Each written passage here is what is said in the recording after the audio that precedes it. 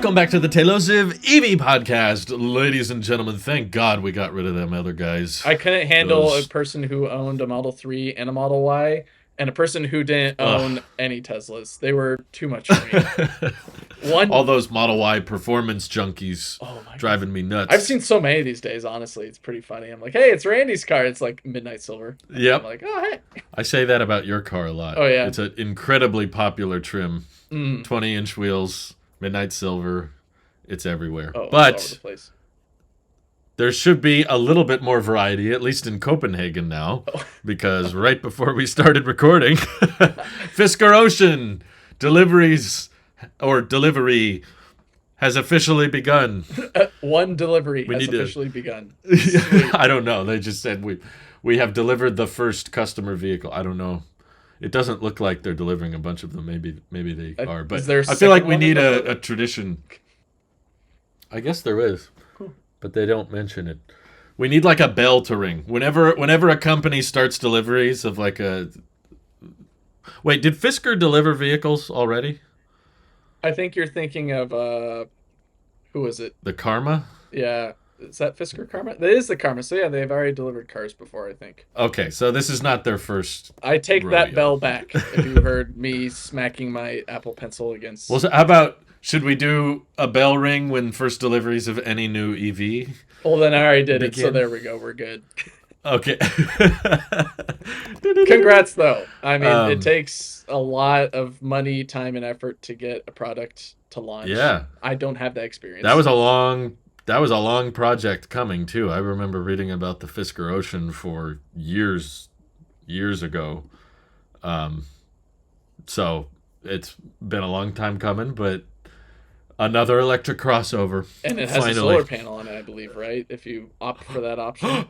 That's right. I wonder if the launch edition has one. Maybe. What does that do? It would be the first, though, because I think the Nissan Leaf just came with it first as an option, which it didn't really do much besides run the HVAC. But at least on the Fisker, I think, I forget what their estimate was. Like, they said it will save you...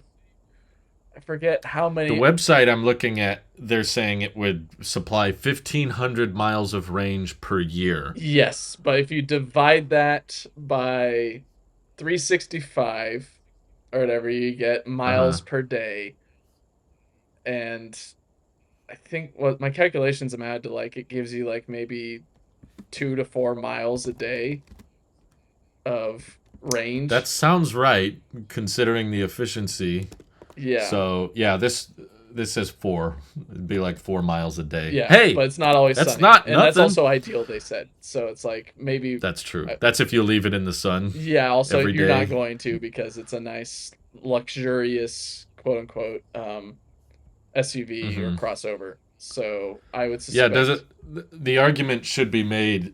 Does the HVAC have to work harder by leaving it in the sun every day compared to leaving it in the shade? And then how much energy do you save by not having the HVAC work as hard? I wonder if Aptera has done that math. I don't know. I also wonder what it's the Ocean's efficiency is compared to the Model Y, because there is a case probably where like it makes much more sense to have that car if like you're driving it to work and you have an uncovered parking area, to where you can just soak in. It's going to be sitting a long time. Your 2 to 4 miles of solar range a day, which I would never get with mine. Yeah. Mine would actually do the opposite, because it would run the overheat protection. Though I guess the Fisker might as well if it does have overheat protection. So then. Yeah, I was going to say, that does seem like when Elon and Tesla have said things like solar would be negligible, like it wouldn't make a big difference, this is what they're referring to. Difference of 4 miles a day could be consumed just by your driving habit, just by driving faster. Oh, that's gone. Whereas Aptera is going for like 40. Now that starts to make a bit more sense if the vehicle consumes that little energy. Even with the HVAC working harder, I still think it would be worth it. But hey, at least another crossover SUV EV is on the market. Finally! We've been waiting. At last.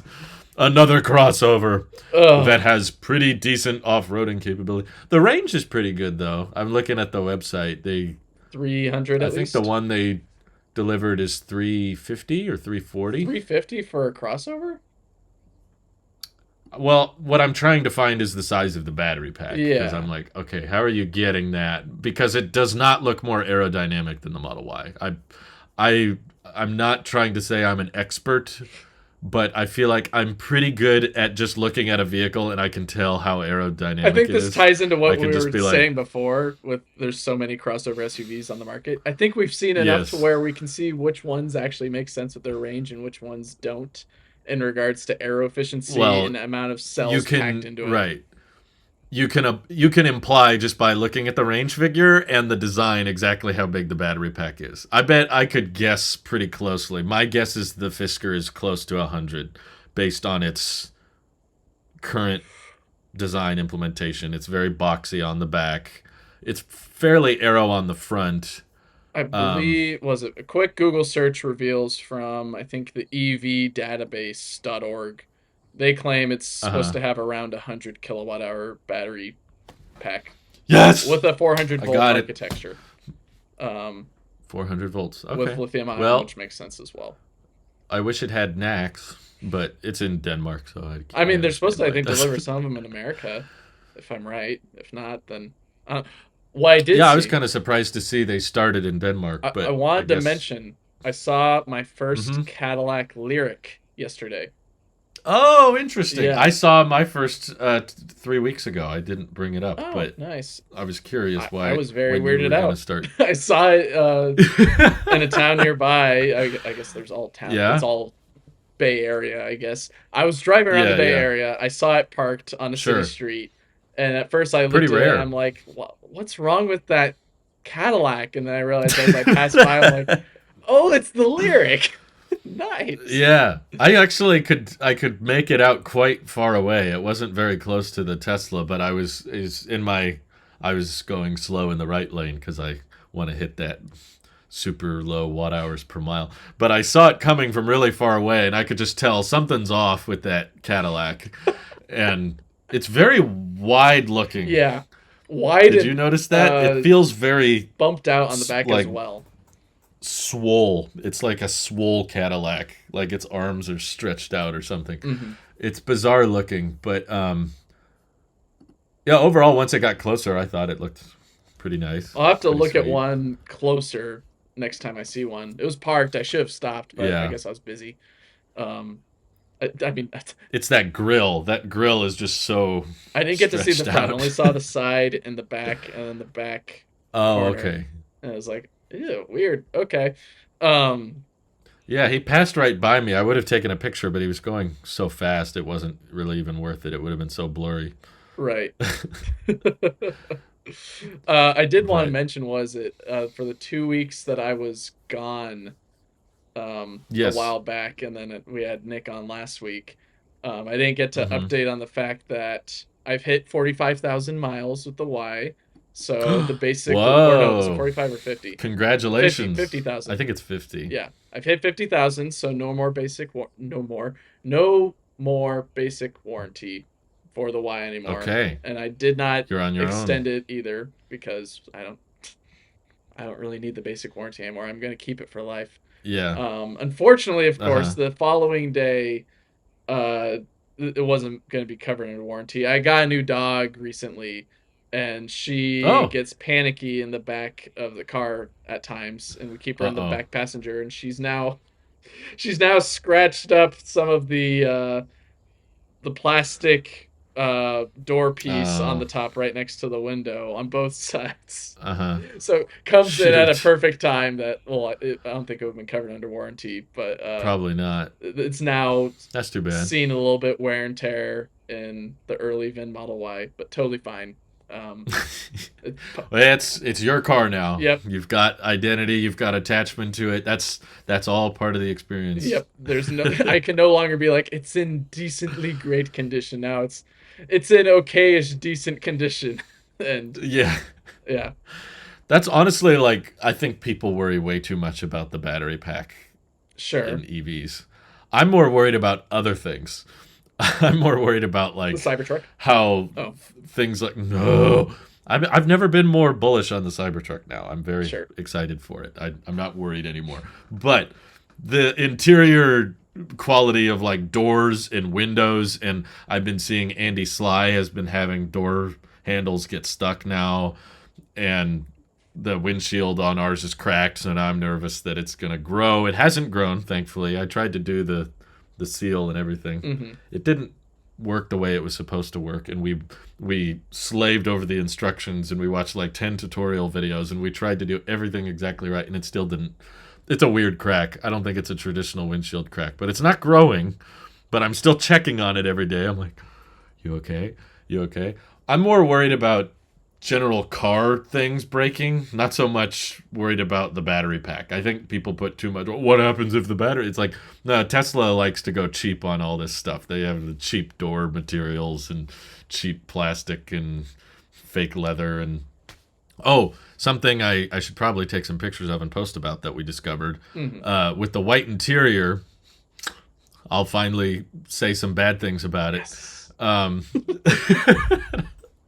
Now that Randy's not here, where the back seat belts come in, Yep. they rub against the white, and they've rubbed little black marks on the white seats where Mm. they rest, and it's quite noticeable. And they don't the black marks don't wipe off. Oh, yikes. Have So you looked this up on luckily, YouTube or anything like that to see if there's any remedy? no, we've been busy. I haven't looked into any kind of fix for it, and I also don't really care that much because the seatbelt usually covers it up anyway, so I don't really notice it, and I'm usually in the front seat, so it's Sure. not the end of the world. But it's one of those design flaw things where I'm like, why would they make it rub right there? That seems dumb, but Well, like the solutions are it's either all you hide it behind, kind of like with what the Model Y's done, because it doesn't. The yeah, Model Y seatbelts, I don't know how the Model 3 seatbelts work, but at least with the Model Ys, they're kind of uh on the, is it the C pillar basically?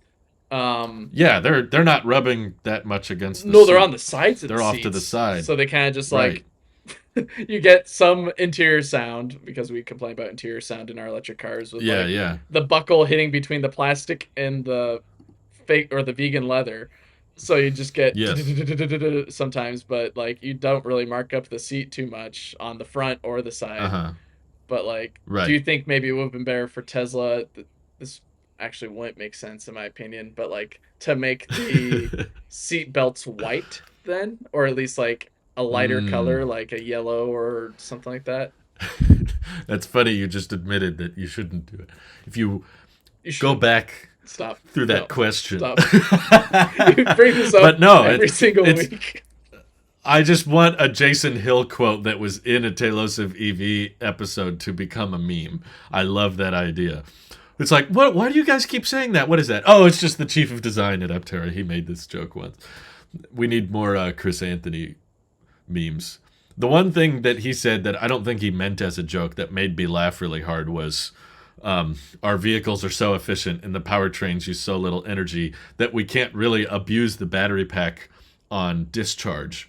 But we can abuse the battery pack on charge. I don't think he meant it as a joke, but I like the engineering perspective of how do we abuse this? Like, when can we abuse the battery pack? I want to abuse It like is actually a problem though. acceptable abuse. It is actually Yes. like you want to test the limits of your components, and if physically you Right. can't, Yeah. that's a problem. Like even if you floored the Aptera at 110 miles an hour for like an hour, it wouldn't pull enough energy out of the Oh my back to find goodness. its limitations. I don't know if that's true. I'm making that up. But to tie that back into your question, I actually would like to see what seat belts would look like in different colors. I don't know if you've seen the Polestar I interior, think they're but orange. they Yeah. have the bright orange seat belts, Yep. and the Tesla Semi I think has the red seat belt. Have you seen that? I believe. I don't recall seeing the red, but at least I've been in a Polestar and driven it, and yeah, I remember the Okay. red seatbelt, or not red, orange. But I think that's a cool aesthetic, and I'd be curious ages differently. I'm sure it would probably, because seatbelts tend to be kind of fabricy little material, it might pick up dirt more or something. So Yeah. I'm not saying it would be a flawless solution, but I would be curious to see what that would look like. Yeah. Even like white seatbelts and a black interior would look kind of neat. Well, I had tan seatbelts in my old Honda Civic that I Me too. started out with, and I think there are some days where like I was just I don't know, I either mountain biked or I rolled in the mud or something, but like I got maybe I was working on the car and my hands were all black Mm, with like some there substance, you and I go. touched the Yeah. seatbelt, and it just got dark there. And as much as I Mm, wiped it off with like alcoholic wipes or non-alcoholic wipes, whatever remedies I yeah. could, it still stayed there. So that's why I Mm-hmm. prefaced that question with it's not a good idea because I've already experienced with a tan seatbelt that it can stain easily, whether it's actually just a small Yeah. drop of something or even just like you have a messy shirt or a messy hand that just wipes a bunch Mm-hmm. on it. Or even something that you don't consider is the mechanism that rolls up the seatbelt. Um, could also Right. have some Right. oils on it or some lubricant or whatever that True. could also stain it. So if it's white, it's like it's always dirty. So Yeah. it's never not. I mean, the fake leather part, the of the white seats is aged great. Like, Okay. if that's everyone's first concern when they get in the car. It's like, oh no, I'm gonna get it dirty, and I'm like, no, it's the black plastic along the floor. That's always what gets dirty Mm-hmm. because there's dirt on people's shoes, and when they get in, they kind of bump the side of the door, and then they put their feet on the sides and move them around. That part is just perpetually dirty, and Sure. it's always the first thing I notice. The white seats, though, everything for the most part comes right off, except stuff like this, where it's like fabric black seatbelt rubbing perpetually because it's right behind the seat on the back, whereas on the front, like you said, it's off to the sides. Yeah. It's not rubbing against the seats, and you're usually wearing it because you're in the front. But the back seat's not always got people in it, so Sure. the seat belts are just kind of left there rubbing, and I guess that's the outcome. But yeah, just a little weird design flaw thing. Just Not the put end of the world. trash I bags think in the between. most yeah, keep it in pristine. I think the most healthy way to go through this process, because like I was just watching Chris from Dirty Tesla reviewed his Model X after 1 year of ownership, and his wife doesn't like the white seats either because their kids, have their legs kicking Grubby and feet, fingers and everything. everything. Yeah. And I was like, the right way to go about it is, and the thing is, he spent money on the ceramic coating, Mm-hmm. which I didn't get. He got the special white seat protection stuff and everything, and they're still like getting dirty, and he has to keep them clean. So I think the mindset is get excited for that first time. You're buying a new car, or even if it's used, it's a new to you car. It's like get excited. Oh boy, here it comes. Get pumped, and then you take delivery. And that first couple weeks, you got the new car smell. Wow, it's so futuristic. Enjoy it, and then after a month or so, just accept it's not going to stay in pristine condition. Mm-hmm. It's not going to, and you could wrap it, you could try to get these coatings right, but eventually some kid in a parking lot can dent your car. And eventually, when you're past the warranty mark, there's going to be some damages that are going to cost an annoying amount to fix or take more time than you're willing to spend at the service center. So just enjoy it when it's new. And then over time, just accept that it's not going to be that new car feeling forever, Right. and just embrace the scratches, embrace the wear and tear, and just be like, well, there's a story behind that. In your case, it's the we got the dog and she got nervous on the little door sill, whatever. And Mm-hmm. so now you have a story, and it slowly has more character to it, to put it nicely. It's not wear and tear. It's just character, and that's how you identify it as yours, is because it has experienced your life and your story, and just embrace those imperfections. Sure. I still think it'd be a better idea to bring the tan interior down to the 3 and Y. I think that is something that Mm. I would probably be like, yeah, I should have waited for that.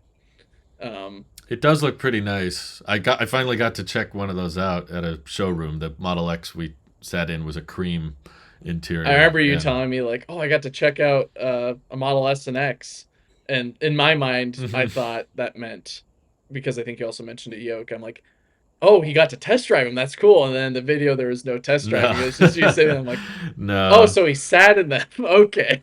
Yeah. I don't think they had any for test drive, and I Ooh, didn't have the time for it anyway. But no, I kind of gathered what I needed to gather. I'm sure I understand air suspension is smoother, turning radius is tighter. acceleration is But just better. from sitting there, I could see the visibility um, differences between the S and the 3 and the X, and I was like, yeah, this is that cream was pretty neat though. I'm normally not a cream tan interior guy, but Hmm. I thought it looked pretty nice. I think I'd still take the white, but it was a nice compromise because I think I'm used to all cars having blackish interiors. It kind of gets old after a while. I'm like Yeah, used to it. black does get old, and I think I told myself after I had the. It's actually kind of funny. All the cars I've had, the Tesla's the first car I've had that has a black interior. Because I owned a Oh, Civic that really? had a tan interior, but it was cloth Okay. seats and Uh huh. tan everything else. I guess with some black accents, of course. And then the Yeah. Volvo 940 wagon that I had was also a tan interior, but it was all leather and all that.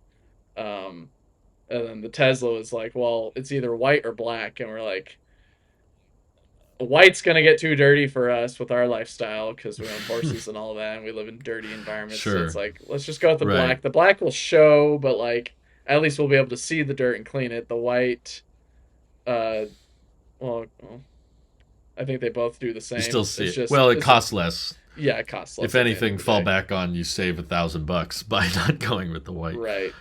But even still, it's like if there was a tan interior for the 3 and Y, probably would have opted for it. If I had enough money and like the Y got destroyed, I would have been like, yeah, Yeah. yeah, let's just go for like a an X. Ugh, but that hurts to say. I don't think I'd do that. I don't know. Yeah, maybe with Project Highland, Oh dear lord, bring no, cream down to the lower I don't ones. think so. I still wonder. Like, I guess we're getting since we're talking about the Model 3. Um, Yeah, I'm not. long range. Yeah, good. Congrats, Alpha DeWolf. You finally got the car that you've been waiting for forever. But um, Yeah, it's now just less range and all that. I liked your video on it, Drew, about like trying to decipher thank you. what these specs mean. And I also went through It's my very own little like confusing. did my own tiny little number crunching on Excel, and then also Okay, went through the logic steps of like what the heck is inside this thing. And it kind of boils what's your down to the theory? same thing that you thought as well. It's like it's either it has to be a battery built outside the United States because of the price cut. Now, whether Which basically confirms China, because there's nowhere else really that batteries are manufactured that probably, Tesla's because using. I thought also like there's the theory of like, well, actually maybe it's at a certain price range, but the performance still gets the full tax credit. So it's like Right. if the performance That's the gets it, confusing then part. that means the long range Why should, but does it doesn't. yeah, that means the performance and long range are not using the same pack anymore. No. So then it kind of boils it down to what's underneath all of the structure. And it's like, well, it's either it's I guess it's three options technically if you don't want to rule out anything. It's um lithium iron phosphate, lithium iron manganese phosphate or whatever it is. Hmm.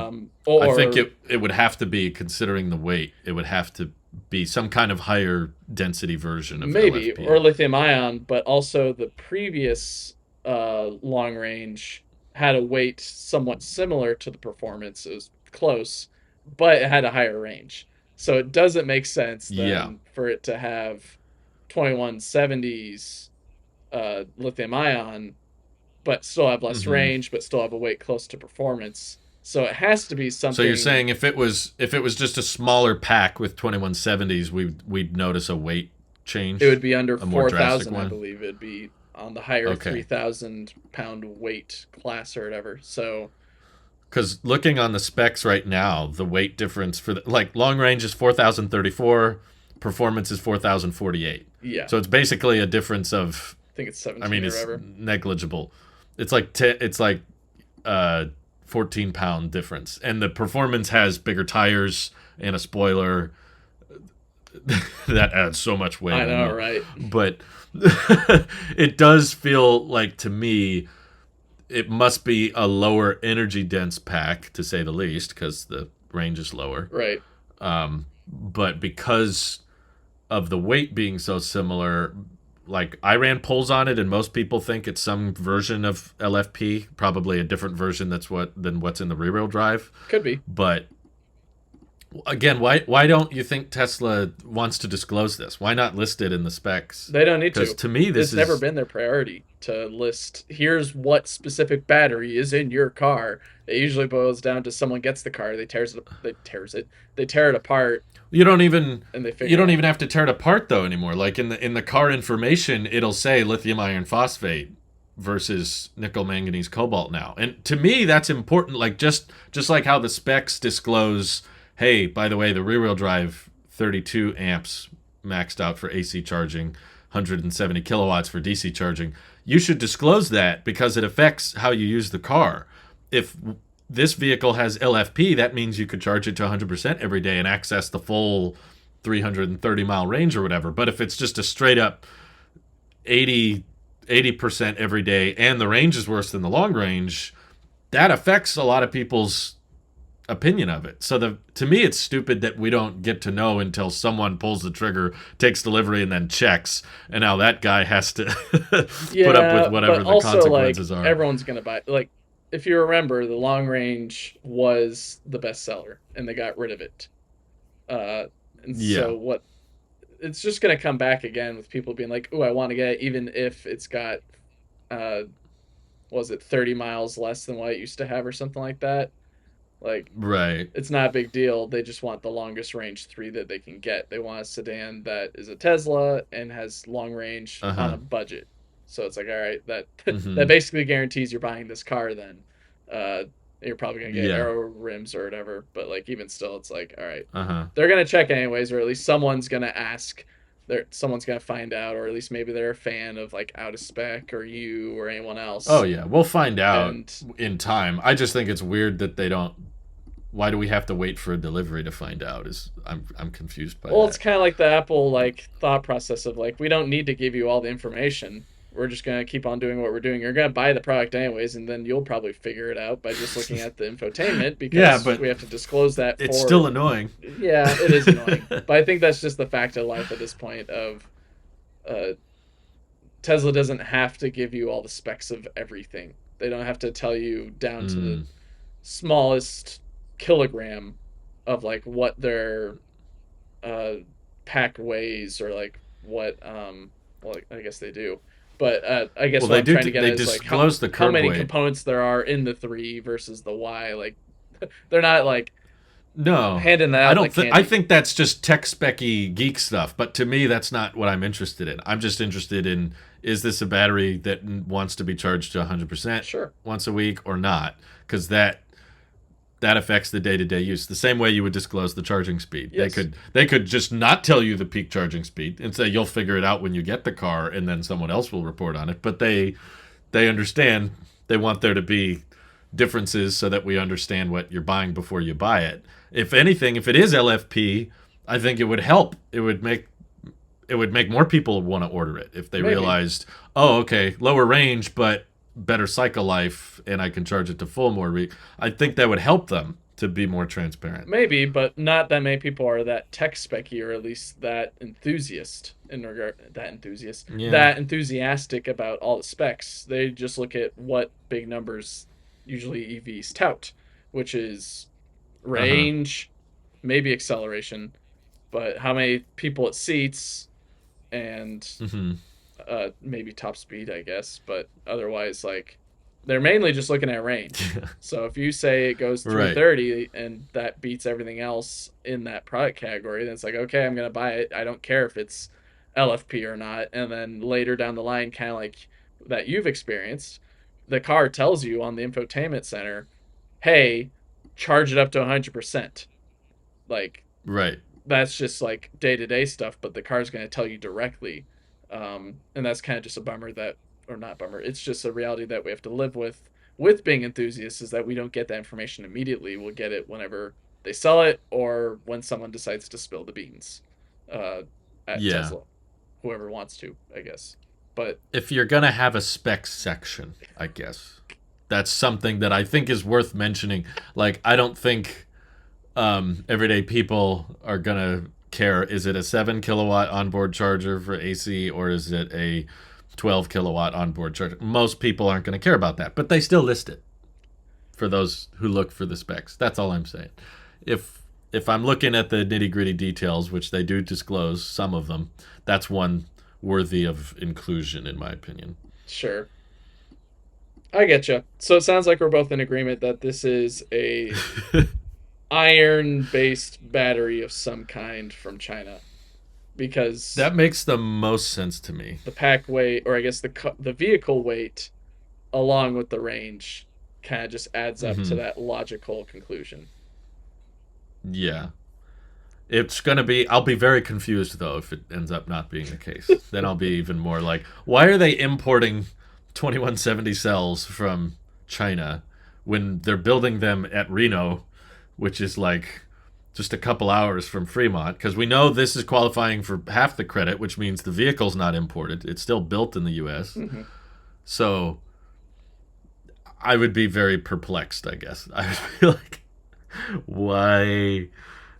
why switch to China batteries, Tesla's LG really batteries? downplaying their battery. What's it called? Not capacity, but I guess building capacity of their batteries. Uh, Uh-huh. how many they have on not back order, but at least in the bank, ready to make, or I guess integrate. Um, Because it feels like they have tons of 2170s. They're putting them in the semi. They put them in the Model Y long range in Texas, even though they have to ship them all the way from Reno. oh yeah, and Like, they have a crap ton of chassis everywhere. You see them outside of Giga Texas. You see them outside of right. Fremont. The whole entire was it the northwest portion of the parking lot outside of Fremont has been taken Uh over huh. by a fence encompassing stacks and stacks of chassis. So they have to Right. be making a crap ton of them, which means they probably have to match it with a bunch of batteries. And they already announced, I think, recently that Fremont's undergoing an expansion for additional battery manufacturing. So Yep. I saw that. it's I saw either that. that there's a problem that they're not talking about with not having enough 2170s, but that doesn't really, I wouldn't believe Hmm. that per se from at least delivery The numbers and everything right. else. It's The product lineup does not point to the idea that there's a shortage of 2170 cells. It seems like that's what everyone, Canoe uses them, Rivian uses them, Lucid uses, like 2170s are just, that's what Aptera is going to use. They mm, seem to be plentiful, and you would get a much bigger tax credit to use those cells too. So I'm just perplexed. But my best theory is that they're starting with the long range with this new LFMP chemistry that's more high energy dense, but with the higher cycle life.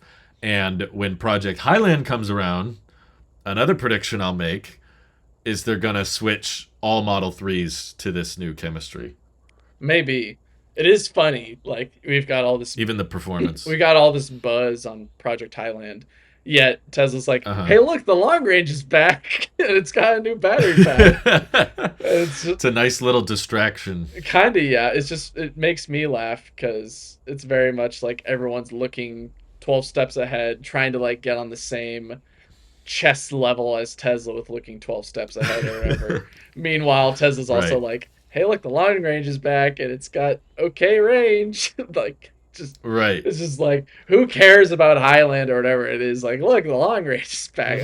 I think that's where kind of a lot of my attention has gone towards, kind of more of the here and now rather than far past future, Uh because huh. there's too many conversations about robotaxi, Highland, uh, whatever the Cybertruck SUV is going to be, or like the buses and all that. Like, that's all like for the 2030s, in my opinion. Like, for at least right now Yeah. in 2023, let's focus on like what we have. We've got long range Model 3 coming back. We've got Cybertruck on the horizon. We've got Yeah. whatever developments they want to make with the Model S being the track package recently, finally being able to hit Oh the yeah. specs that they touted. Has it been 2 years? I Years guess it ago. has been 2 years. Yeah. Oh, that It's doesn't sound been good. There's old plaid over Model two S's. years. I'm sorry for those who are excited by it. I've kind of talked myself out of caring about performance really at all. in EVs because even the slowest EVs are still super fast, in my opinion. Sure. Like, I have the slowest Tesla they've made in years, at least in the United States, and I leave it in chill mode all the time, and even when I take it out of chill mode, I'm like, oh, that's too fast, and I'm like, this is the slow one, Mm-hmm. and there's people obsessed with how do we get faster, how do we get over 200 miles an hour, and I'm just like, I enjoy that, but I'm not passionate about it, I guess. I'm not like, how is Tesla going to beat them? Because the inventory was like climbing for the S and X. And it's like, so you make these hyper fast, really expensive cars. And for a while, a few people buy them. But of course, these factory lines are supposed to last decades or exist for a long time. And then you can't find buyers for them. So you have to keep lowering prices and eating into margin, and then that gets people worried about the long-term future of the company. So now you gotta increase the desirability and offer free supercharging. So now all of these performance people can fill up the supercharger. Oh, it's free for me, huh? And they just wait till they're at 100%, and there's people in line and stuff. I'm just like, I don't really understand the demand of or desire of being the fastest or the best track package. It's all kind of just bragging rights. Mm-hmm. I'm I'm more interested in the day-to-day vehicles, and I know that I understand your frustration with the talk of Highland, but to me that's like it's more current because we've seen the vehicles driven around with the coverings and the manufacturer plates, and we've seen the leaked picture of the updated front and everything. And the debate people are having that affects our day to day now is, should I get a Model 3 today, or should I wait the couple months or couple quarters more for Highland? Is Highland worth the wait, or is it going to be worse? So should I make sure I buy now before they ruin the Model 3? There's no more fog lights. Oh no. Whatever they may do, Mm-hmm. it's affecting the now. But I agree with you on Robotaxi, and that's a whole different Yeah, battle. it's just Same with like I don't know. Roadster. I think it kind of boils down to a lot of the conversations that we had a year ago, probably and more. Is like if Uh huh. you're trying to figure out when's the best time to buy a Tesla, now is. You'll wait forever. Even from the man who owns two Teslas, he's like the best time to buy a Tesla is now, or else you're just gonna be waiting forever, or you're gonna get one for like a really good price, but it's gonna have a lot of issues with it by being used or anything else like that. If you have those barriers to entry in terms of buying a Yeah. new electric car or at least somewhat new electric car, there's gonna be some wear and tear and all that. So Mm-hmm. it's always like a trade off of like when it's just like, well, the long range just came out with something new inside of it. I'd say give that a try and check it out, even if everything on the exterior and interior looks the same. The stuff underneath Mm-hmm. all of that is new at least. And if it is Right. what seems to be LFP, you're going to have a long range and long lasting car in terms of that range. Yeah. It's going to keep that range for as long as it can. For If my car's the 1,000,000 mile battery, is the long range the 2 million mile battery? I think it's still a million Make miles. it. It's just well, maybe it is. Maybe it's a million and a half actually, because it could drive just a little bit further than yours, but it's still running on the same Keep the cycle chemistry. life Yeah, so maybe it just gets similar. there Might quicker. be. Yeah. But like I said earlier, people over exaggerate how long the battery pack lasts. I don't have faith that the rest of the vehicle will last 1,000,000 miles. Sure. Things like the doors or the steering wheel or the display or the lack of 5G modems or the infotainment. I think other things will break long before the battery pack. Sure. Headlights, that kind of stuff. Yeah. But Uh, I'm kind of I, over I'm all the I'm talk. nervous because yeah, we might not find out what the chemistry is until this summer when we all take a break from podcasting because me and Randy are going to be out of the country. So we might That's we right. might have to wait a while before we actually both of us find out. We'll actually have things to talk about in the tech podcast at some point then. Oh We'll wow! have a whole Thank break, God. build up all the tech topics, Yeah. and then we'll just have a Right. never ending backlog of EV topics. But That's true. Speaking of that, I wanted to With mention. the Go ahead. with the Fremont adding more battery production, and I was also thinking about how okay, the 4680 Model Y is on the configurator. I believe they're using cells that were made at Giga Texas. At least that makes sense to me. They'd be the closest Mm-hmm. because that's their next generation plant. It's got me wondering. Cato Road is still a thing. Mm-hmm. What? Where are the cells for 4680s coming from Cato Road going? Like, do you think there's something Fremont made that could that should make the switch to 4680? Like, should Model 3 make that switch, or maybe that could be a good template for the Roadster, like high nickel based 4680s that are really high energy dense but more expensive. Maybe that would make more sense in a vehicle that's higher price, or maybe come back to that Plaid Plus since we're so obsessed with performance. Right. That'd be I don't know. neat. I believe they already said this before, either in a shareholder meeting or any quarterly earnings meeting, is that they send those Yeah. batteries to Texas just so that way they can continue making 4680 Model Ys if there's an issue there in Texas with making 4680 Model Ys, but it seems like that's not Mm-hmm. much of a problem anymore. But that just Right. means even if there's not a problem, it's still good to send over batteries from Cato Road to Giga Texas because it means they have more 4680 batteries in general, I guess, just either Yeah. packs or cells in They can general, because then they can, increase output. yeah, it just means they can increase their output because that the battery is no longer, or I guess the cell is no longer the limiting factor for Mm-hmm. building these cars. Now it's how fast can we Mm-hmm. stamp out the bodies for these things, or the structural battery Right. pack, or even assembling them Or how many together. people can we hire on the assembly line to work Exactly. each division? So now Uh huh. now it's just shifting that constraint from one area to another. So I mean, I'm sure that they do send 4680s to Fremont for some testing subjects on their test Sure. track, or even send them over to Palo Alto for the engineers there at the HQ for them to test out another version of the Cybertruck prototype or anything else. It could be that. Who That makes knows? sense. But I think a majority of those are still going to Texas because Okay. they're not just going to build a bunch and then just let them sit there. I don't think Uh at huh. the rate that they're building them in Cato Road, where would they put them if they're having to ship them out to like Fremont factory? It's not like they're you see more chassis outside of the factory than you see anything else. It Yeah. only shows that they're already too busy at Fremont factory making 2170 and Mm-hmm. 18650 vehicles there.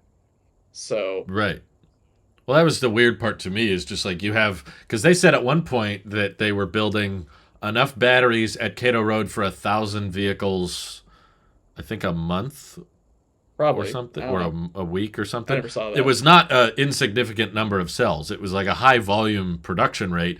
You have all of those cells right next to your vehicle factory that doesn't use any of those cells. Yeah, So I was like, it that is seems funny. like a missed opportunity now that Giga Texas is ramping up with 4680s. I'm like, Yeah. wouldn't it make sense to switch something over? Plus, keep in mind, all those 4680s qualify for the tax credit. Hmm. So if they start putting 4680s into a Model 3 or something, or Y, that's lower cost to produce, less transportation than the 2170s they're using. And unlike the LFP Model 3, it would get a full $7,500 discount. So maybe that's what they're planning for Highland. I don't know. Or with this application to build more cells at the Fremont factory, what cells do you think they want to build? Like LFP or At Fremont factory, who I mean, it seems like their bread and butter right now is just shipping in LFP packs. Um, yeah. but it maybe there is a case where, at least for Model 3 and Model Y, the base either rear wheel drive or base all wheel drive Y, along with the long range, get these new lithium iron manganese phosphate or just lithium iron phosphate, and then the Uh huh. performances get 4680s. So then Oh, okay. There you go. 2170s, ooh, jeez. Maybe I don't like that The then. semi. Yeah, I was gonna say then they all just go into All the the semi. 2170s. Well, that would actually make sense what you Huh. just pitched. I know you took issue with it, but I was gonna say the Tesla semi is built in Reno, Yeah, which is where all the and they're already 2170s are going coming back and from. forth, so they could Yeah. just pick them up. So those Or are, actually, they at would least be. from what we can tell right now, the 2170s are the most energy dense cells they have. 4680s are less dense because their cell wall is thicker, so they can be more structural. Mm-hmm. Um, And at least that's what 18650s it is just right now. exist. They're just. Yeah, well, that would stick around for the S and X, I guess. You think so? You don't think they'd maybe switch off from 18650 in the SNX to 4680s, or maybe They LFPs? could. I just think that S and X are kind of benefiting from recycling existing supply chains. Like that's why they scrapped the Plaid Plus, Sure. which originally was just called the Plaid. There wasn't, when they first at Battery Day, they didn't say Plaid and Plaid Plus. They just said, "Here's the Plaid Model S. It'll go over 520 miles on a charge." And then later on, they went, never mind. We just need 350. That's good enough. Mm-hmm. And we'll reuse our existing assembly line and our existing suppliers. I think just the process of cutting off use of any type of battery is probably not worth it. But transitioning other vehicles around to make the most of what is available makes sense. But just you gotta, in my view, it makes more sense to divert those cells to something else. Like, okay, Sure. maybe Model 3 doesn't need as many 2170s now because it's either LFP or LFMP. So now we have more 2170s for Model Y. Or Right. in their whole master plan, they said the Model Y would eventually switch to all LFP. I hate that master plan so much. It gets so confusing. But maybe if we switch all the Model Y to just 4680 and LFP, now we have more 2170s for semi production, which the semi is going to soak It up a needs all of lot of them. batteries. Yeah. At least according to Pepsi, it's like a megawatt hour per truck. Um, they probably don't even have the assembly line for the semi to occupy that many cells. Mm-hmm. So, or maybe the 2170s can go in the power walls or more energy storage things. And Who knows? but yeah, I would like the idea of the S and X switching to new cells for the concept of super long range. That would probably turn demand around. They're trying to sell more Model S's. Imagine if they could hit 550 on a charge or something, Maybe. or Model Yeah, at X had least 400-mile kind of range. focusing more on charging it. The 4680s probably Yeah, can achieve. I think they do. I haven't really paid attention to the 4680s in the Model Y, but I feel like they can they achieve. hit 250 Yeah, so if they hit kilowatt. 250, maybe you can get up to 350 or whatever if you wanted to with the 4680s. So in that way, You'd have a bigger pack yeah, to fit more current at a time. And the other cool thing is with the Cybertruck coming out, that's going to be on the 1,000-volt architecture. Maybe if S and X demand continues to dwindle because people like having money, they could try to find ways to justify it. What if they switch the S and X over to the 1,000-volt architecture, and then hmm, now they can charge at probably over 350 kilowatts sure. at V4 superchargers, and maybe with that efficiency gain, and if they switch them to 4680 or whatever, they can get them to higher range numbers than what they're currently at. That's probably your best bet to increase demand, not so much ultra red. The glass is more see through. I can play Steam games in the car. Those are cool, but I bet updating some of the internals and kind of, you know, slapping Lucid in the face. We have better charging. We have better range. No, you don't. Just kind of leapfrog. Guess what?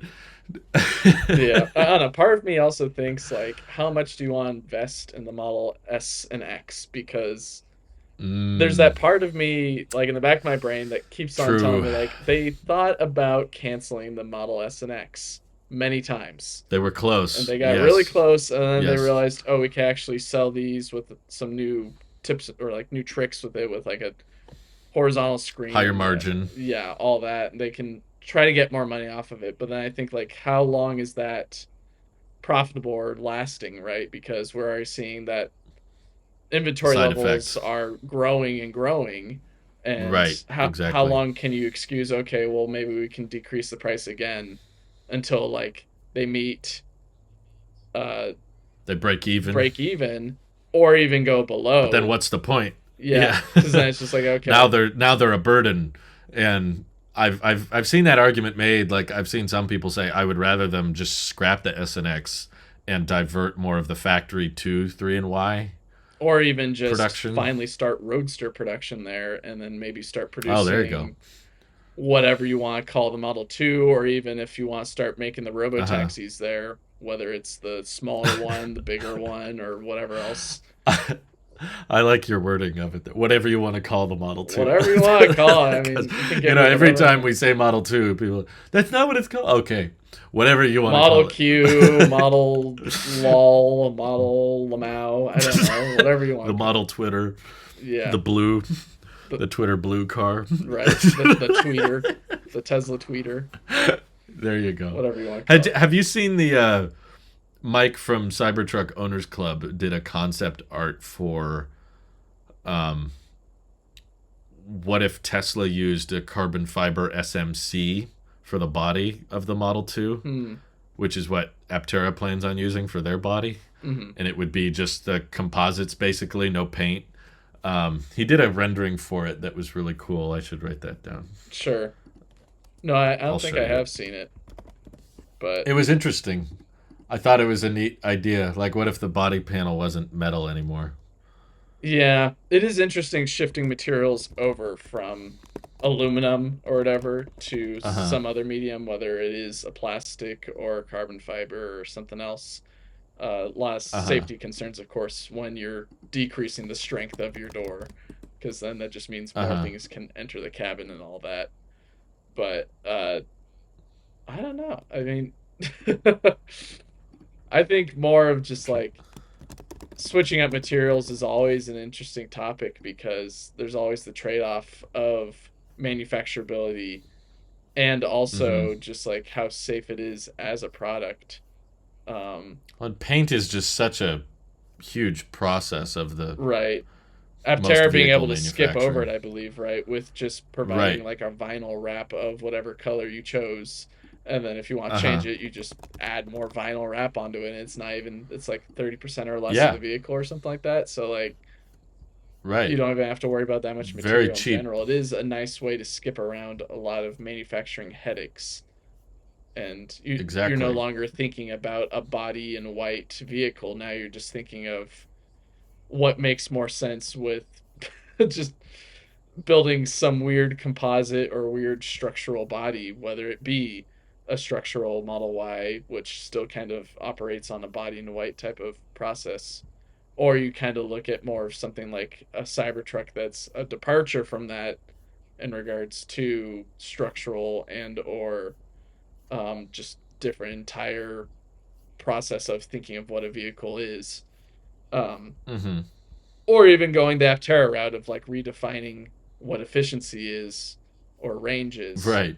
And Mm hmm. you don't have to have four seats. You can have two and everything will be okay.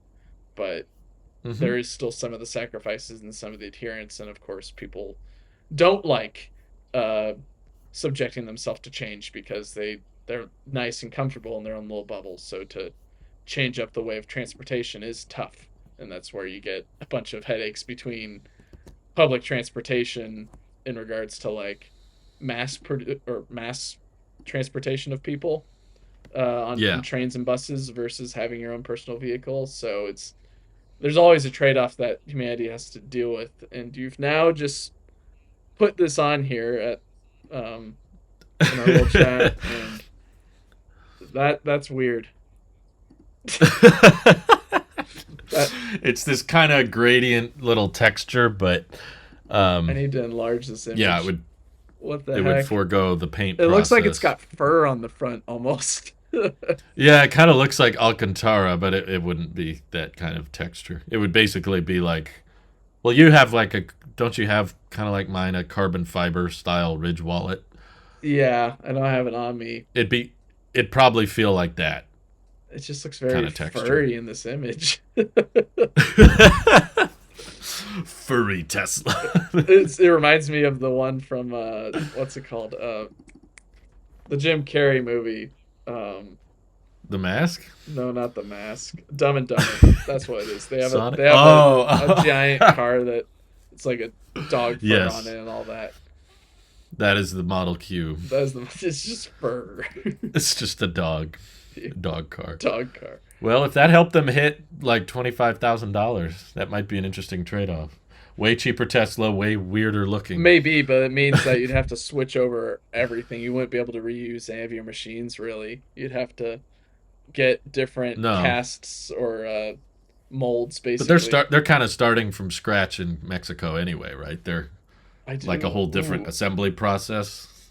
yeah, that is a great question. I didn't think about that. Like, what is their approach going to be in Mexico for manufacturing? Whether they want to kind of go the Hmm. same route, like either follow the same route that Texas is doing, where they're still making like Model Y, like normal looking vehicles, quote unquote, with like the Model Yeah. Y, or kind of depart more to like the Cybertruck style of like manufacturing, where it's a little bit more on the Hmm.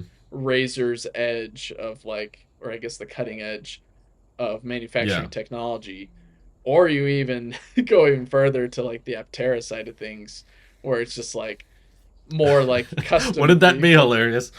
The third generation vehicle is just, it looks exactly like an Aptera. That would Everyone would be like, Well, then you just get a whole bunch of followers of Elon or Tesla just being like, it makes total sense. This has always yeah. made sense. I've always been a supporter of All the the people that Aptera. criticized Aptera would Yeah. suddenly come around on it and be like, "Oh, well, yeah, obviously that's a very reasonable That's how you design. get a Clearly, $25,000 to $30,000 vehicle. It makes sense. you're so right. Everyone would 180 their position on Aptera so quickly.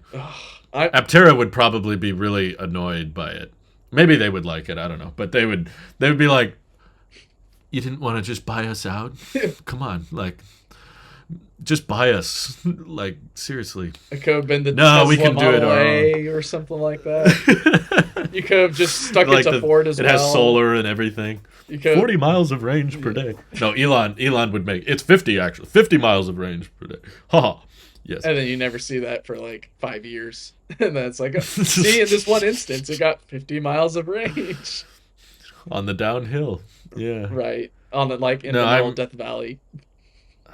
yeah, I'm still convinced Giga Mexico is going to make cars that are not for the US based Okay. on Dave Lee's discussion. Like it's a Latin America target Do you think it's going to demographic. be something like a Toyota Helix competitor or something more like that's competing against Citroen or VinFast or something like that? That's a little bit more, Yeah. No one I don't know. No one agrees with me, but I still think it makes sense to start with the Wolverine edition Cybertruck because when I looked up the best-selling vehicles in Latin America, it was two smaller size pickup trucks Hmm. that were more in line with the Tacoma slash Ford Ranger size. And I was like, okay, well, if you want to start with a vehicle that has a ton of demand, and the Cybertruck has already like broken all the charts. It's so viral. It's so popular. Everyone wants to talk about the Cybertruck all the time. Sure. That's a tried and proven way that okay, it's a new manufacturing process, doesn't require a paint shop. Just scale that down a little bit for international markets Hmm. and forego paint. You already know how to build the truck, I assume, because they're seem to be gearing up the tooling, and there's Cybertruck sightings all the time now. Honestly, it's kind of amazing. So that They're one that they saw was, I think it was like on a Monday last week. yeah, I was in, yeah, I think I, no, I did mention this last yeah. You week. did. I was in that area Uh huh. 24 hours before, and I was so annoyed. I'm like, You were like, I ah, was that close. it was right there. Though to be fair, I've been that close They're before. popping up all over. Yeah. I would love to see the process because I know how they build cells. We've seen that. I know how they build powertrains. I know how they build individual components and stuff. What I haven't figured out is how they build exoskeletons at scale. That's the one piece of the process that I don't know how they're doing, but there seem to be exoskeletons popping up everywhere. So I assume they've figured it out somewhere, either at a lab in Fremont or at the Giga Texas facility, because they showed at the shareholder deck that giant tooling line, Right. and there was all kinds of casting pieces and body panels, and they showed the frunk opening outside at Texas. So they're it's like I don't know how they're doing it, but they seem to find a way to crank out all these exoskeletons. So whatever that method is, just shrink it down a little bit, and then do that at Mexico, and you don't even need them to cost $25,000. You could probably sell them for $40,000 a pop, and because it's all electric, I bet the demand for it would be insane because it's Cyber Tesla, and everybody pays a premium for that now. To let the whistle, the Do backpack. you think it would look that close in resemblance to the American Cybertruck, or do you think it might be a little bit more rounded off? Not necessarily like Rivian rounded off, but just a little bit more toned down, both in size and in shape for international sales, I guess. There's people online that have claimed there's some pedestrian safety guideline that the Cybertruck doesn't qualify in Europe. But I don't know if I believe those people anymore. I need to really do more research into what the pedestrian safety laws are, because from what I can tell, there's a lot of people that will claim things in replies and comments and say, that's not legal. And then Tesla does it. And it's like, oh, actually, I guess it's not illegal. Like the yoke. Sure. I remember when the Model S and X came out and everyone said, no, that steering design isn't legal. And it's like, according to who? I like that mindset. Like, and then you get companies like Lexus actually going forward with drive-by-wire. And you're like, yeah. Oh, so it can be done. Huh. Right. So there's a lot of self-proclaimed legal experts out there that have told me that the Cybertruck in its current design would not be legal in Europe. I don't know about Latin America, though, so my guess is that most of those people are BSing. I think it would look very similar, kind of like how Tesla shared so many design attributes with the Model 3 and Y. Mm-hmm. You know, Model Y unveil was kind of the most boring Tesla event. You take that back. Yep. I'm kidding. No, it was boring. Well, it was actually hilarious. I don't know. I've probably mentioned this on the podcast that night in March 2019, where like I was gearing up my wife to like, hey. Well, I guess she was my girlfriend at the time, but still, it's just like, hey. Yeah. Was she? No, we're getting married later that year. Anyways, okay. I was telling her like, hey, the event's getting like it's gonna start soon, and she's like, okay, well, I'm in the middle of making dinner. Can you pause it? I'm like, I guess I can, but like, we're gonna miss out on any like key like breaking like news details at the moment that maybe allows us to possibly reserve this car as soon as we can. And then of course like she's running a little bit late with dinner. The whole event's running late just in general, getting it all started up and ready, and then of course by the time dinner's ready, I think they just started the event and it was just the whole here's Tesla's history. Recap. Yeah, it's just like she's like, so the Roadster. She's like, I rushed on dinner for this. I'm like, yes. Right. Yeah, and then at the very end, they're like, oh, by the way. Here it is, and it's the lighting's really bad, and you can barely see the back of it. And they're like, it's at 7. Bye. Here's all the different tiers that we're not going to make in the end. Catch you later. That's right. They showed all these trims that they basically never did. Yeah, but I don't know. That's even more so why I don't think they will reveal a price at the Cybertruck delivery event. Probably. Because they changed the price so much, there's really no point in unveiling the price because they're just going to change it a month later anyway. Sure. And what you'll get is probably a whole bunch of people whenever they finalize the configurator page with like an estimate on your price. Yeah. Everyone's going to be like, look, it's this. Yeah. And it's like, well, you also have to think about like taxes and tax incentives and right. All the different other fees. It's just going to be like, they can announce it for like $89.99, but in the end, it's still going to probably cost you over $100,000 for whatever packages they're going to force you to get. So, right. I mean, who prioritize knows? FSD deliveries, maybe. Not even. I think it's going to be more prioritized on like some feature like, oh, all of the people who ordered it with a tonneau cover get it immediately or Mm, something like that. Where those that didn't want a yeah. tonneau cover, you have to wait a little bit because we're focusing on tonneau covers for some reason, or even like those who ordered it with the Oh, cyber quad, you have to wait a while because we're not ready for the cyber quad yet, or like to ship out the cyber quad. So if yeah. you're not going to get your truck until the cyber quad's ready, then we'll give you both your truck and your cyber quad, which would be kind of silly logic, but I can definitely see that happening with Tesla. Uh, So like they'll pull a Rivian is what you're describing. yeah, definitely. They'll be like, you have um, to wait for your rear wheel drive, or you have to wait for us to yeah. make Red Canyon or something. I don't know. I just think another smaller Cybertruck would be more exciting than I think so too, but I either will a push Model back on the 2 idea that's that just it'll a. look like the Cybertruck carbon copy just shrunk down. I think there will be Mm. some smoothed out edges or Did you see differences. that one concept I put in the thumbnail that was like a Model Y mixed with a Cybertruck? I think so. Did you ever see that I one? have to look at that one again. I'll Um, find it real quick. okay, cool. Um, just cyber vehicles are really interesting to me. Just like it's a whole product line that Tesla could easily jump in on and like capture the world by Uh huh. storm with this weird futuristic modern look that will need no it won't need a badge or anything. Like you'll know immediately that's a Yes. Tesla vehicle. And you've now just Right. linked the Giga Mexico may start on cheap. Even in that, in your thumbnail, you show something that's a smoothed off Cybertruck, but ew, it is. They basically took a Model Y, bumped it up, and then added a back, and then Yeah. gave it It's really a weird mix. rimmed wheels. Oh dear lord! It reminds me of was it that pops up from time I'm to alone in this. it pops up from time to time the one truck that the Edison, is it the Edison? They have the Edison 1 and Yeah, 2 or yeah. whatever.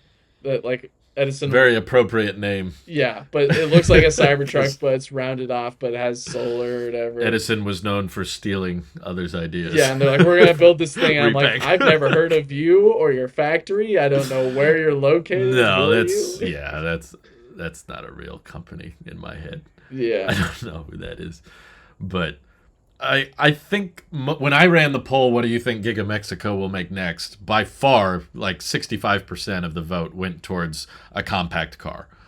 Everyone just interesting. thinks it's going to be exactly that shape that I showed you of the Tesla Q. But either I want that to be either like carbon fiber SMC, so there's no paint and it looks weird and it's super bizarre, but it's aerodynamic and cheap to build and everything. But I don't know.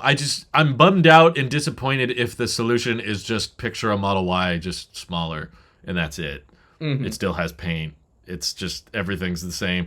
To me, I'm like that would kill Model 3 sales so hard if you undercut it with something that's a hatchback. Sure. Like, what's the difference? Oh, the frunk's a little smaller. It reminds me of the Ford Fiesta, where Yeah, if Tesla just made a Ford Fiesta, I would be so but disappointed. I think that's That's just what's so ironic about that unexciting. is like Ford pulled out the Ford Focus, the Fiesta, the Taurus, everything that they're no longer made or shipped in America. It's only in Europe where Yeah, you can maybe find it, but I think most of them have also been right. discontinued as well. So it's like, all right, well, why would Yeah, they didn't sell all that well here anyway. no? So why would Tesla then introduce the Model Q if like compact vehicles aren't really the highlight anymore? It's mainly crossover No. SUVs and Yeah. trucks. So I think your basis stands a little bit more firmer with reality in regards to, of course, Giga Mexico is probably going to make the international Cybertruck, or at least the Canadian slash Latin American, South American, and everything else but America Cybertruck, Yeah. because like that's going to be the best seller because that's what already And shows in the market. eventually you could import it to the US. It probably won't start that way because it might affect current day Cybertruck sales, but it's close relatively. It's not that far. It's Sure. right beneath Texas. So No, I think one day if they Germany want to and expand, China are more likely to make compact Tesla Q vehicles yes, because I agree their because of roads the are demand there. well the demand because the roads are smaller and their culture is just Hmm. built around. smaller cars and the roadways are built Yes. differently. So it's like, all right, well, Right. it makes sense to make something like that there versus a Cybertruck. I would be Yeah. thoroughly Yeah. surprised. I mean, you can call me out now, but I don't think Giga Berlin or Giga Shanghai would build a Cybertruck. And if they did, No, I agree with you. I'll maybe not eat my hat, but I'll definitely I don't know. Eat my Aptera branded cap. There we go. Yeah. No, no, wait, no, that's still eating my hat. No. Eating your visor. No, I agree. I think Europe, especially, honestly, I hope we get some news on that relatively soon because Giga Berlin's been ramping a lot Mhm. and they're ahead of Texas from what I can I tell think they in just hit regards to their overall 75,000 a month. No, no, that was Shanghai. Never mind. a month. I don't know the 75 monthly rate. I know 75,000 they vehicles a hit. month for Shanghai. For Berlin, they're still Wow, ramping up, but of course, I don't know. I think they hit like 4,000. They surpassed 4,000 a week. I feel like a couple months ago. sure. Um, and I don't think Texas has quite hit that yet. So once they're done ramping at Berlin, I think that's when it'll make a lot of sense to start work on the next stage of the factory that could build a compact car like that Fiesta you showed, Yeah. like a Model Q. You know, a shorter Tesla that kind of bypasses the Model 3 and can utilize their next generation vehicle approach, you know, where you build all and paint all the doors separately and then bring them together. Or maybe it's the forged carbon fiber thing like Aptera is trying to do. Um, I don't know if that would do as well in Europe. Mhm. Maybe maybe Europeans are more picky about their paint. I don't know, but Who knows? Europeans I don't are know. I picky think about their at least with paint. at least with Berlin, like they don't have to worry about 4680s because they're just using 2170s. And I think they're now They're going to integrating build their own though. They have a cell their own batteries or their own manufacturing 4680s. for 4680s. Oh, Yeah, okay. it's 4680, I Interesting. think. That I don't know makes if it's operational yet, that but just perplexes me even more because didn't they also say that they're going to start integrating BYD batteries or is that in China? yes, no, that's also rumored to start happening. So now I'm even more confused. What happened to the 4680 Right. factory So in now I'm a Berlin? I little bit know there's confused one. because it's like well, they're already making 2170s, I think, there because that's how they're delivering their Maybe the vehicles. BYD, the blade battery pack is structural It is. and it takes up a bit more space. So maybe that one's for the rear wheel drive, and then They 4680 have a could do all wheel battery drive. type for each tier. So you've got Well, I would suggest they scrap the 2170s. Just stop interesting. importing I would those. say keep the 2170s, but like build them there, Okay. and then scrap Uh huh. 4680s, and then just focus on 2170s and blade batteries at Uh huh. Berlin because 2170s are consistent, plentiful, and all that, and they've been proven, and You they've just can't beat them. They're everywhere. and they got decent range and all that. Though I guess maybe you don't Yeah, necessarily need that in Europe because there's going to be you can charge anywhere. You can charge at Teslas or non-Teslas easily that's true. because it's a Yeah. single port there. So Uh huh. maybe well that just supports it. What's weird to think is the Model Y, even at its higher price and using its dated manufacturing approach and it's using imported cells and everything, is still the best selling vehicle in Europe. Sure. So the point of the smaller vehicle is somehow to beat that?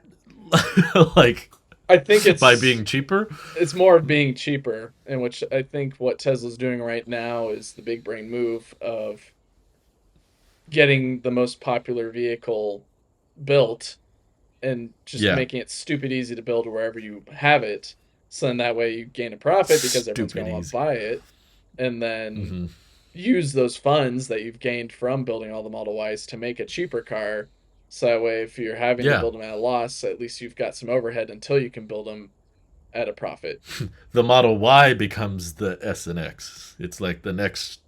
Oh, dear It's like Lord. repeating the Roadster effect. Remember, sell the high end sports car at a high profit, use that money to fund S and X, then sell that at a profit to Or fund just so Straight far Line. down the Now stair they're steps using now, it's become that at this point because it started with the yes. Roadster down to, yeah, S and X, and then now Now the Y can fund the Q or whatever the they Q call it. and robo taxis.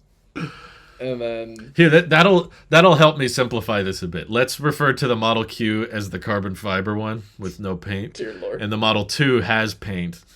why? And then These the vehicles don't Wolverine is the small exist. Cybertruck.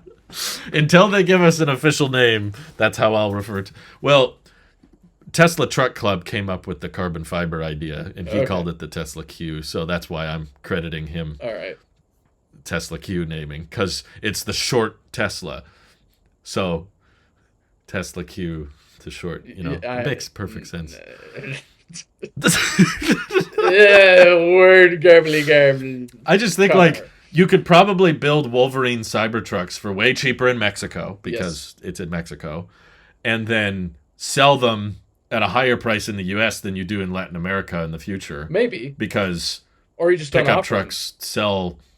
Just don't. Yeah, well, at first they won't offer them at I all. say Yeah, don't for offer them at sure. all. I would say it stays as Don't offer them a. until maybe Cybertruck demand is lowered. No, I'd say even never. even No, then. I think they could easily get away with it being the everywhere else truck but the United States. They can sell it in That's a Germany. good They can name for it. sell it in Japan. They can Introducing sell it in the China. everywhere else truck. They can sell it in Russia if they wanted to. They can sell it everywhere. And Everywhere. just not introduce it into the United States because the United States has the bigger Cybertruck and America likes their big trucks. And if you want a smaller truck, you buy a Rivian or Lordstown.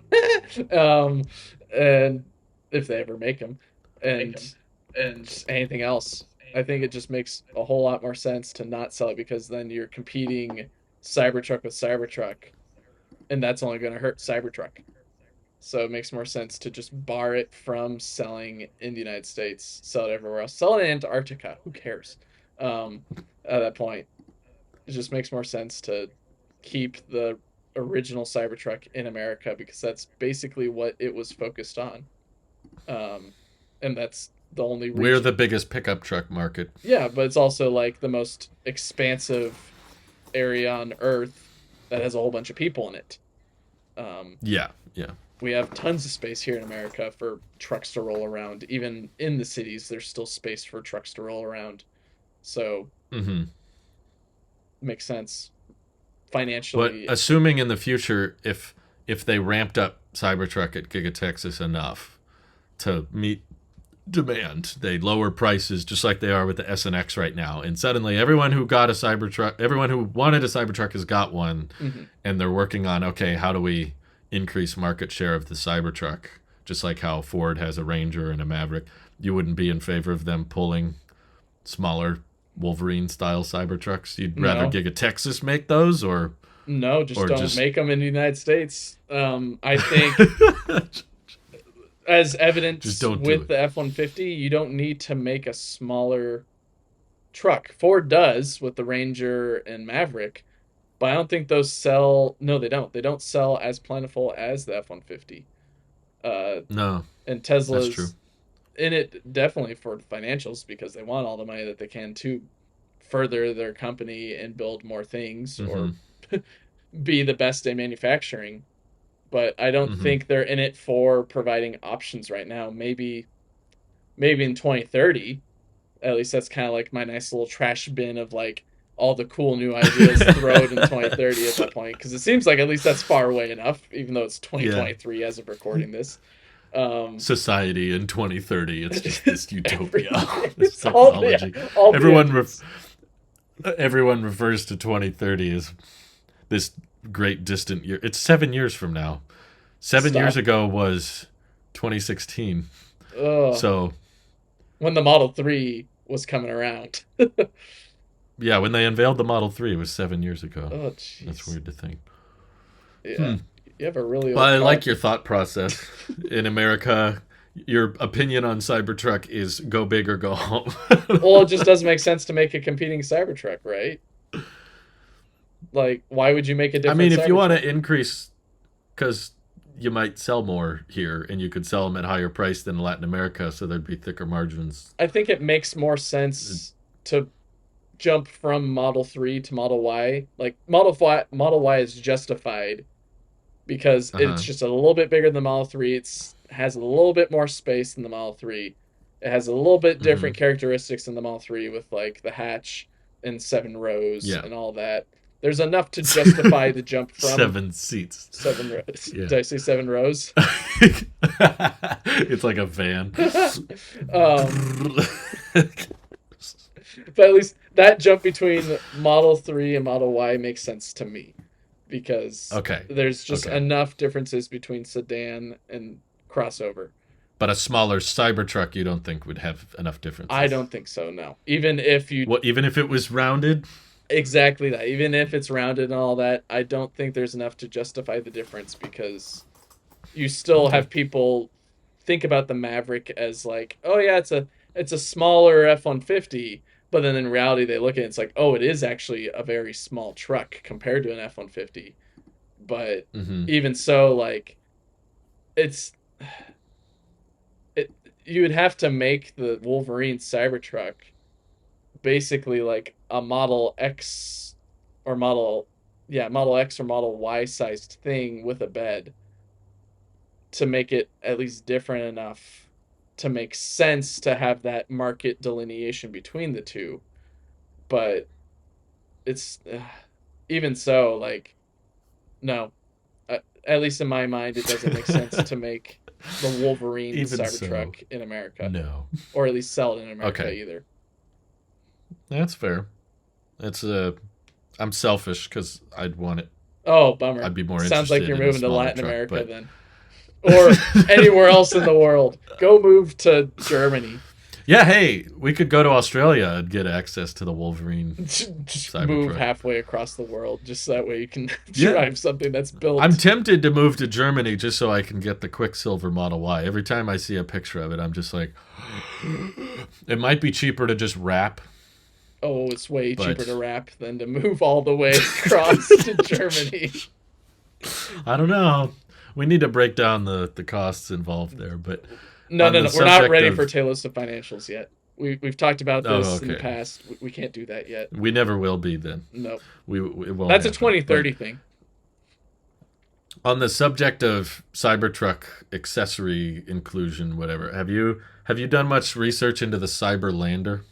Oh dear lord, no. I've seen enough to be convinced that it is a very it's jumping the gun on like every single thing you can think about. They have pre-orders for the thing. They've got uh prototypes. Well, I don't think they have prototypes. They've got digital mock-ups of it and all that, the concept I've seen images. prototypes. I went on a bit of a rabbit They hole have yesterday. actual prototypes of it. Well, let's call them alpha prototypes, but it's not just renders. Let's put it that way. So they've put it on the back of an F-150 and demonstrated like, No, they haven't put it in anything, but they've tested the expanding mechanism that goes up and down sure. in the kitchen set. It's one of those, I forget what it's called, the cooktop that it heats the pan but not the counter itself. Like you remove the pan and you put your hand down and it doesn't hurt. What? Oh, so it's like magnetic heat? No. What? Have you seen those? No. It's so cool. I need to show you because I, like you, ruled out the Cyberlander because I knew that induction. Thank you, Louise, who can hear me. It's an induction Well, cooktop. induction still provides heat. um, You're still going to get heat okay, on that maybe surface. Louise is wrong. Well, no, no, no, no, no. My So what you're producer wife. describing is induction heating, but you said when you put your hand on it, it's cold. It's like Yeah, well, it's not obviously it's not a very big kitchen there's because not it a. has to You're fit saying in the there's bed not of a the truck. burner, but it is still heating. It's not. It's just a countertop with a little sink on one side, and there's a stovetop on the other. But he shows off how he can boil the water in the pot, and then he removes the pot and he puts his hand there, and it doesn't hurt. At least he made it seem it didn't hurt. Maybe he was holding it in. How is it um, heat? Thermodynamically, this is a very it does challenging. science, Mike. It does the This is science, engineering and at this point, and I'm an I'll show engineer. you. And it just, you'll show me. These are all semantics, but the point is, I went down the rabbit hole because the Cybertruck feels a lot closer now than it did when the Cyberlander first came I out. would And hope they were so. first like, we're taking pre orders. And there were renderings and everything. And I was like, this is way too early because Cybertruck's not coming until the distant year of 2021. And then 2021 came around and it got delayed and again and again and again. So I just kind of forgotten about it until recently. I looked up the YouTube channel and I looked up some of the prototypes of how they want it to collapse into the vault. Hmm. And that's really beneficial because you're not towing anything. So there's not a range penalty. And unlike the light ship, it wouldn't require a separate battery pack that you have to charge or another powertrain, which is why it costs like 130 grand or whatever. But you could still have this multi-function area where there's a little shower, there's a little table area where you can cook, and there's a working sink, and then you can fold the seats at the counter into a flat bed, and there's windows, and it has solar on top. And I just thought, if this, I'm not trying to say that the startup is guaranteed to succeed. I don't think they did crowdfunding rounds, and there's a decent chance that, of course, they're basing their whole product off of an accessory to a product that doesn't exist yet. So it's possible that the Cybertruck could come out and the bed is tighter than they expected, and then the whole proposition doesn't work. But it could be replicated by Tesla or by another third-party manufacturer that actually delivers products to people, whether they make trailers or campers or tent. I'm interested in it for the idea, not so much the belief that this startup will absolutely make it to market or not. I'm like, how do you feel on the concept of embedding a tiny home is an understatement. My micro home, It whatever is you a want to micro call it, home. So into the back. I've been in a bed based bed. What? I've been in a bed. Uh, I've been in a bed. Me it too. was a great time. I've been in those type of dwellings, I guess is a better way to put it, and I've Mm-hmm. never really found them to be comfortable or worth it, because what you're doing is you're getting rid of storage space because you're putting something in Mm-hmm. the bed, and then what you're Mm-hmm. replacing with it is a very compact living area. And Yes. just even looking, I while you're talking, I looked up the website, and looking at what they have as just the schematics for it, Uh it huh. just makes me laugh at like how much space you have in it. It's just hilarious.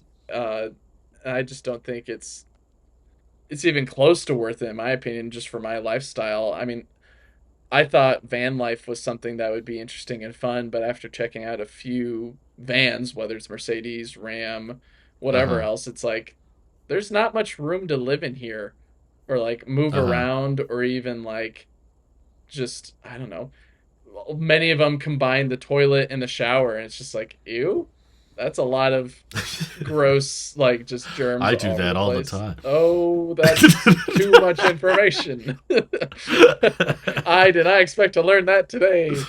Um, TIL.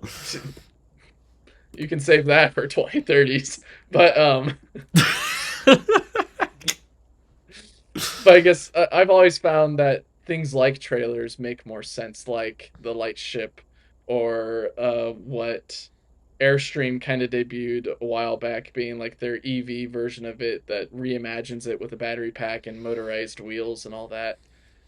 That makes Mm-hmm. more sense to me because you're actually carrying around a living area that you can actually walk around in. And even with like the light ship, with how Mm-hmm. crazy it seems, having it collapse so that way it's aerodynamic, and then have it expand so that way you've got living space and still have room for shower, sink, uh, sleep, and everything else. Like that makes more sense than just trying to pack everything into the back of the truck bed, especially Mm-hmm. for trying to live in there. Um, Even if, like, of course, it's not gonna have a space to sleep. You're gonna sleep in the car or the truck. But I think at that point, like, it makes more sense just to pitch a tent. Even if like you're in the city and you have this thing, it's like, ugh, no. It's never made sense to me. I've never been. interested Okay. in it, and when they announced this product and said that they're taking pre-orders and they already got X amount, I was just like, there's way too much hype surrounding this one product at this point for like anything Yeah. like this to make sense. No, they very much jumped the gun, in my opinion, with the pre-orders and the crowdfunding and everything. It was a little sketchy, but I'm more just looking at, okay, here's the idea. Could another company come up with this also that is not a startup company? You know, like a Coleman, or I don't know who Mm-hmm. makes tents, who Lancer makes camping or accessories. Lance. Lance, yeah. Could one of those companies see the popularity of the Cybertruck and make something like this? What I'm he sent this picture of it. Okay, so for context, Drew will probably put it up at uh, the editing time stamp right here. On their website, they have a very squished version of one of their images that they already had previously, but now it's just like wide Putin memed like yes. proportions, and it just looks hilarious. Like See, they're trying to showcase how roomy it is on the inside. it looks like It's that. very spacious. But I don't know. I like the idea of not having what's makes me nervous, because I'm mildly interested like you in the concept of, you're a lot more interested I think than I am, but the idea of like traveling on the road Mm-hmm. and having a more long-term living space. I don't like the idea of trailers, both for charging and for range and Sure. efficiency. Even a very aerodynamic trailer is still going to affect your range by quite a bit. And this looked like a solution that could not hurt your range much at all. And also, you can back into existing superchargers and plug in without having to unhook. I'm a little bit confused by their obsession. What I've noticed with the Cyberlander concept that I don't understand, maybe they have an answer for it, but they want it to fold up so that you can lift the tailgate up. Okay. I don't understand the appeal to that. If I was designing something like the Cyberlander, I would want something that would leave the tailgate down Yeah, utilize that space so for that, more utility.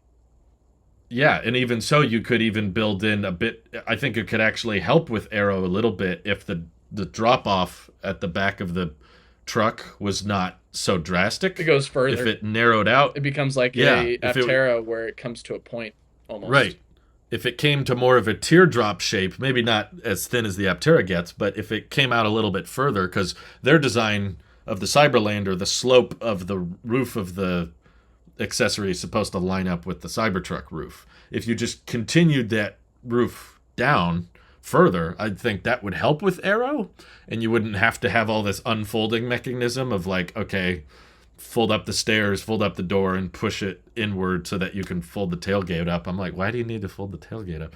Maybe it's the charge port or something being easy to Oh, access, but I maybe, don't know. but even so, just, it makes more sense to me if you want a living space like that has a shower or at least like a place to eat food or prepare food, then get a Rivian Yeah. with a camp kitchen if like that's ever offered. They took it away.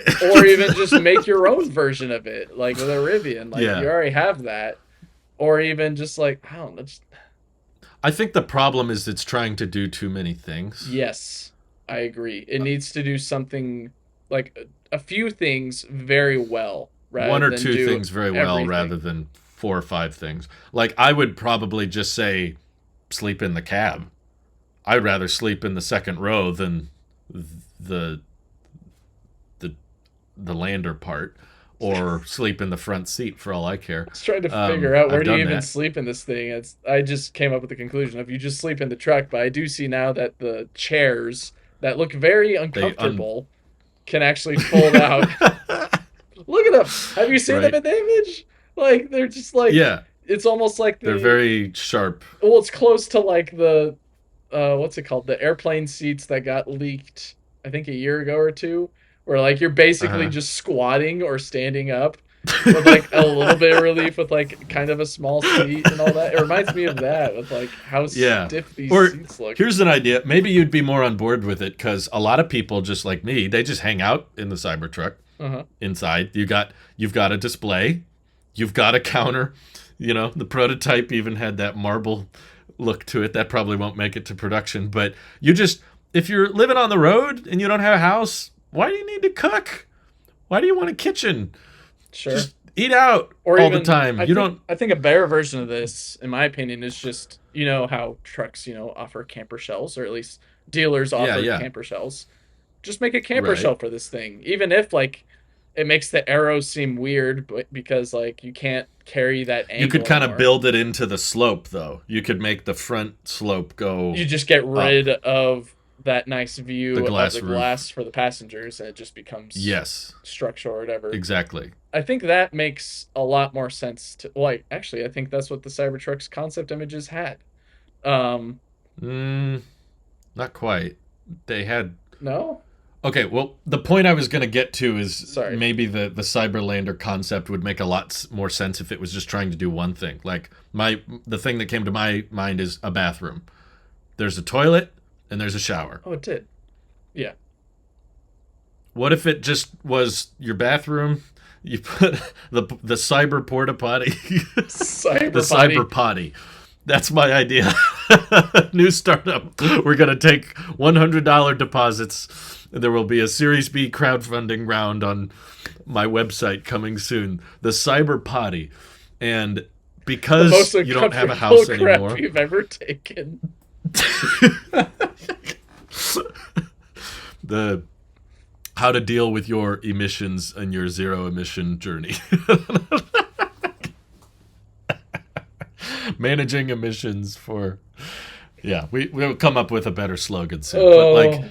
I would just say do the sleeping in, like you said, either a tent or just in the second row. You could just stretch out, or let the, I don't know how far back the Cybertruck seats decline, but I've slept in I've slept in the front seat of my car. It's not ideal, but you could just sleep in the front seat, and the bed is completely occupied by this retractable thing that expands, and there's a shower inside. And that would be a decent sized shower Mhm. in the bed of a truck, right? I mean, I feel like what you could easily do is just have that stuff on the side panel, kind of like above where the wheel cutouts are.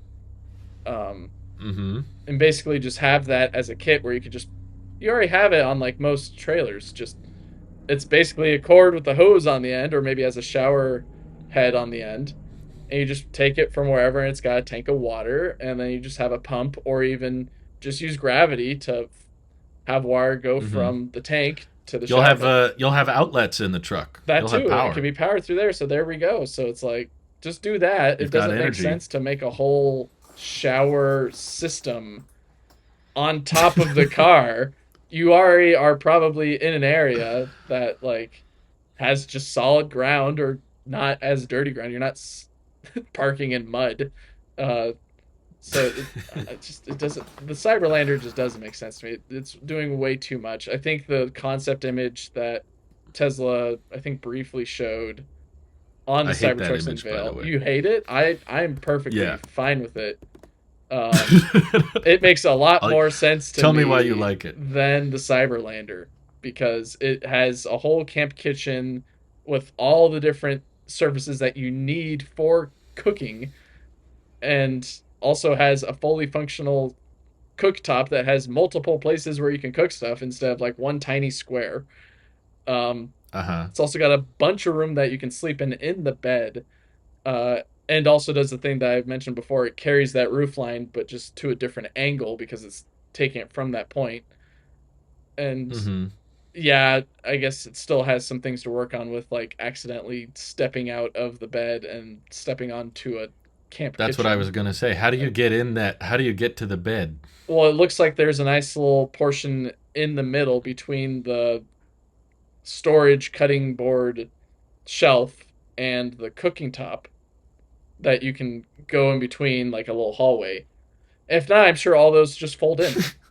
So then it's all underneath the You bed. gotta step over the burning cooktop. Try not to Michael Scott your foot on the way Well, a nice out. solution to that is just go over the wheel fender. I'm blanking on the name of it. Basically, just Yeah, I think step it's a fender. step on the wheel or over it, and then into the weird inclined bed. Though I guess if it's special.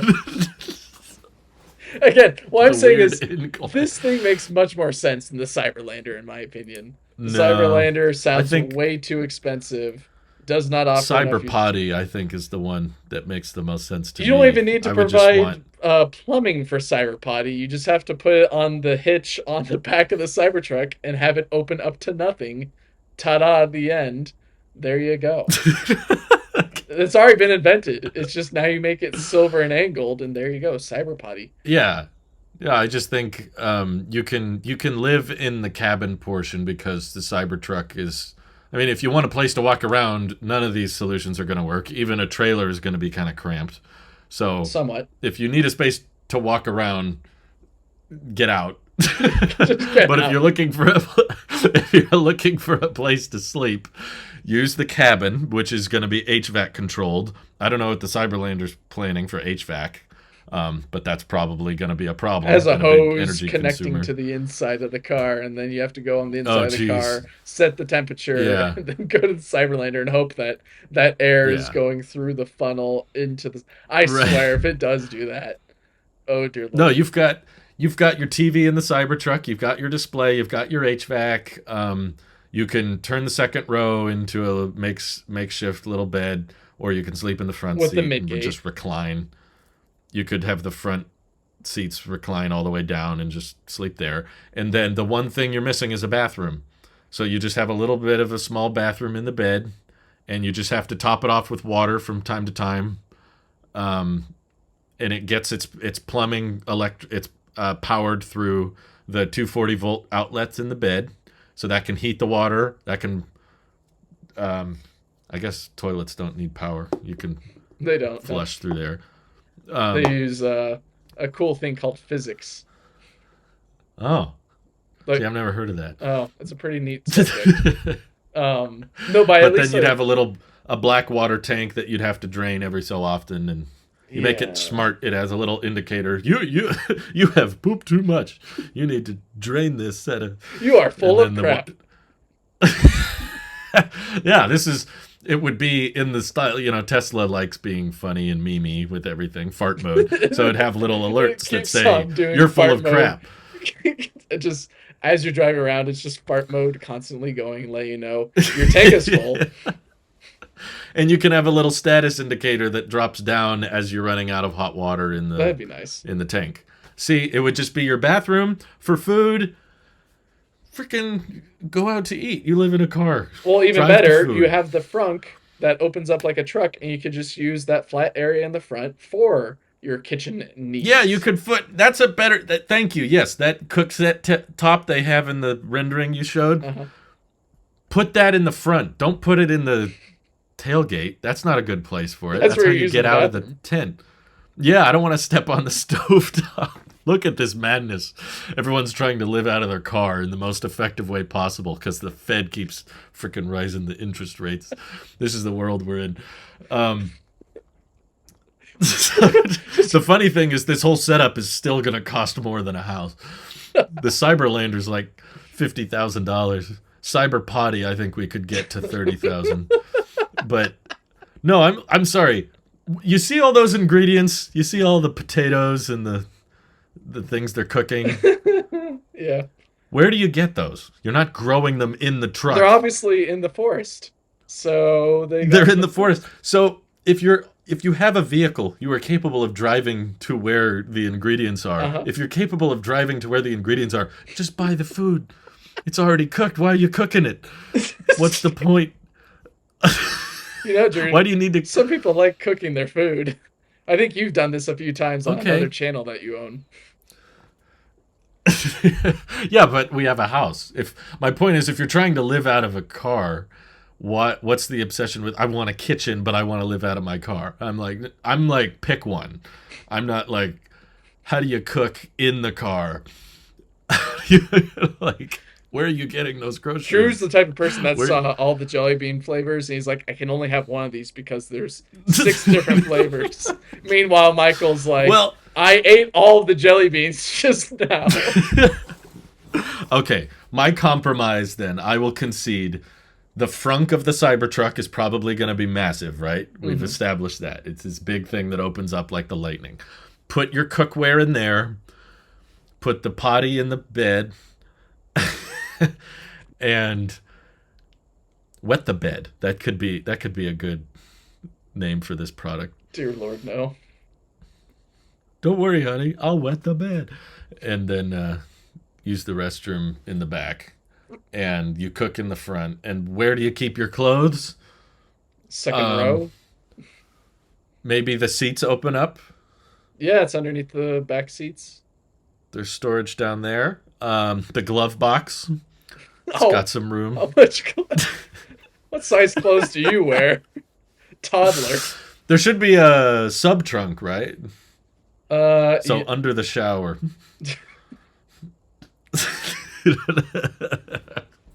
I wonder if that will be weatherproof as well.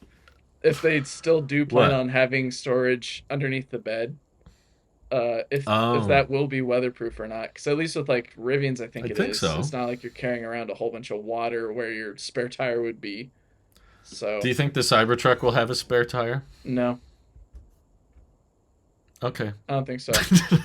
That's it. No, I don't think so. Rivian got one, but not No, the. well, Rivian is nice with their whole adventure focus, where Cybertruck is like, what's adventure? We are the future.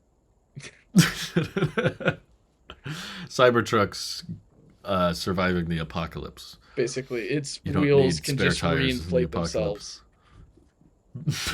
after nuclear strike. It'll use the air compressor to patch itself. And also blow water at you.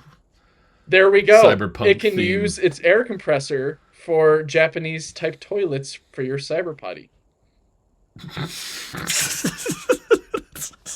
Problem solved.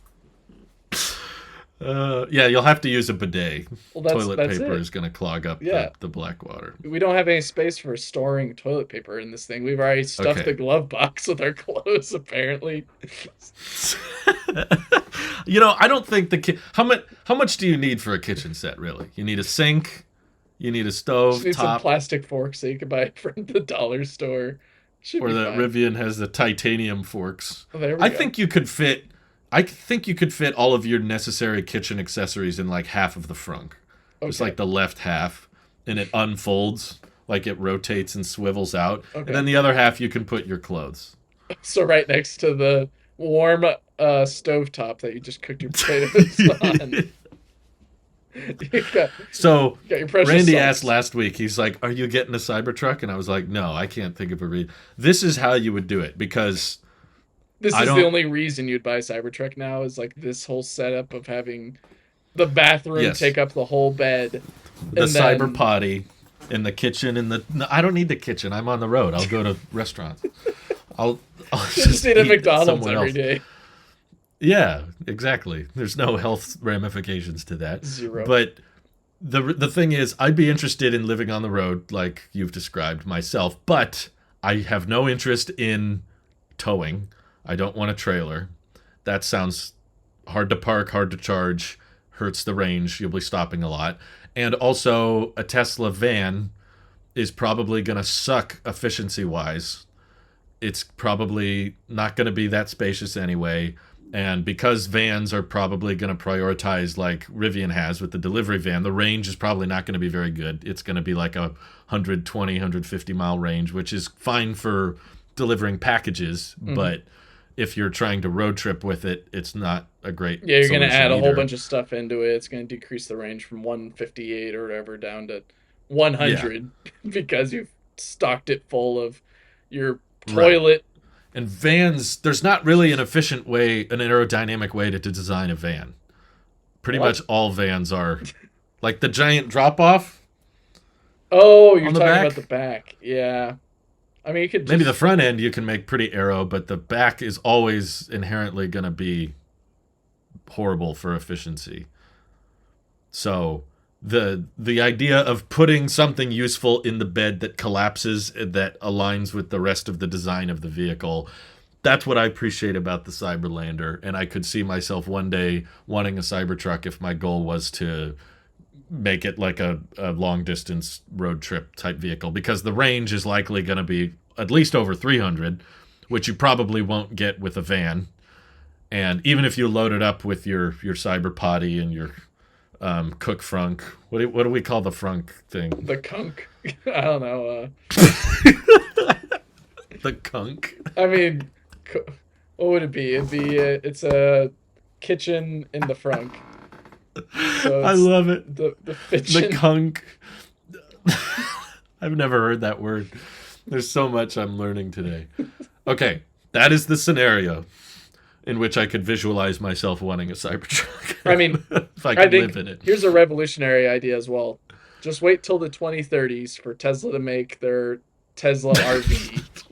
And then 2030, when everything happens. Yes. So that's when the Tesla RV comes out. And by that point, we already have a whole bunch of pull-throughs because all the Cybertruck owners have been screaming at Tesla for all the late 2020s saying we need pull-through chargers. So by the time 2030s comes around, we have more mega chargers. And we also have a whole bunch of superchargers. We have 4 times as many mega chargers. Yeah. As in 8. It's more than 1. So I'm scared. I don't like the idea of driving big vehicles, having driven some in my past. I don't like, even a pickup truck kind of scares me a little bit. Okay. The idea of driving an RV is like, ugh. Another idea, thing. There's these places that they've been developing recently, Drew. What are they called? Oh yeah, hotels. That would probably be a lot cheaper. Probably than, pouring hundreds of thousands of dollars into your vehicle that could easily get crashed into by some dude who's not paying attention, texting in his Prius, trying to get to Starbase. Why do you say Prius? What is with that pronunciation? Prius? Prius? I say Prius. You say Priz. Prius? Yeah. I don't know. Is it with a Z? I don't know. Is it Tesla or Tesla? I say Tesla, but Elon says Tesla. But what does he know? I think I usually say Tesla. Yeah, I say with a Z. Priz. You start saying Priz sometimes. Do you say Cybertruck or do you say Brian? I say KUNK. I'm excited for KUNK and Cyber Potty put together to make the ultimate living experience. Houses are overrated. Get a 30-year mortgage on this equipment. But I just think this would be the most aerodynamic way possible to live on the road. You've got a shower. You've got a toilet. You've got a kitchen, which is optional. I don't think you need a toilet.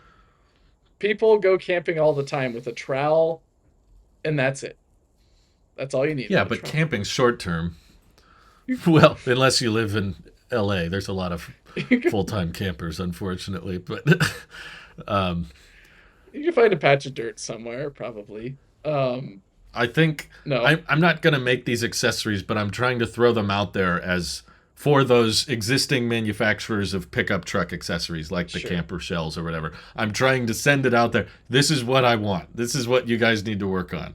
Make a porta shower that fits in the bed, and then make a kitchen set for the frunk once we have the dimensions on that. And then I think you could probably even find a way to get like a thin Tempur-Pedic kind of mattress that fits in the back and you can sleep there. Mm-hmm. And I would just travel the country.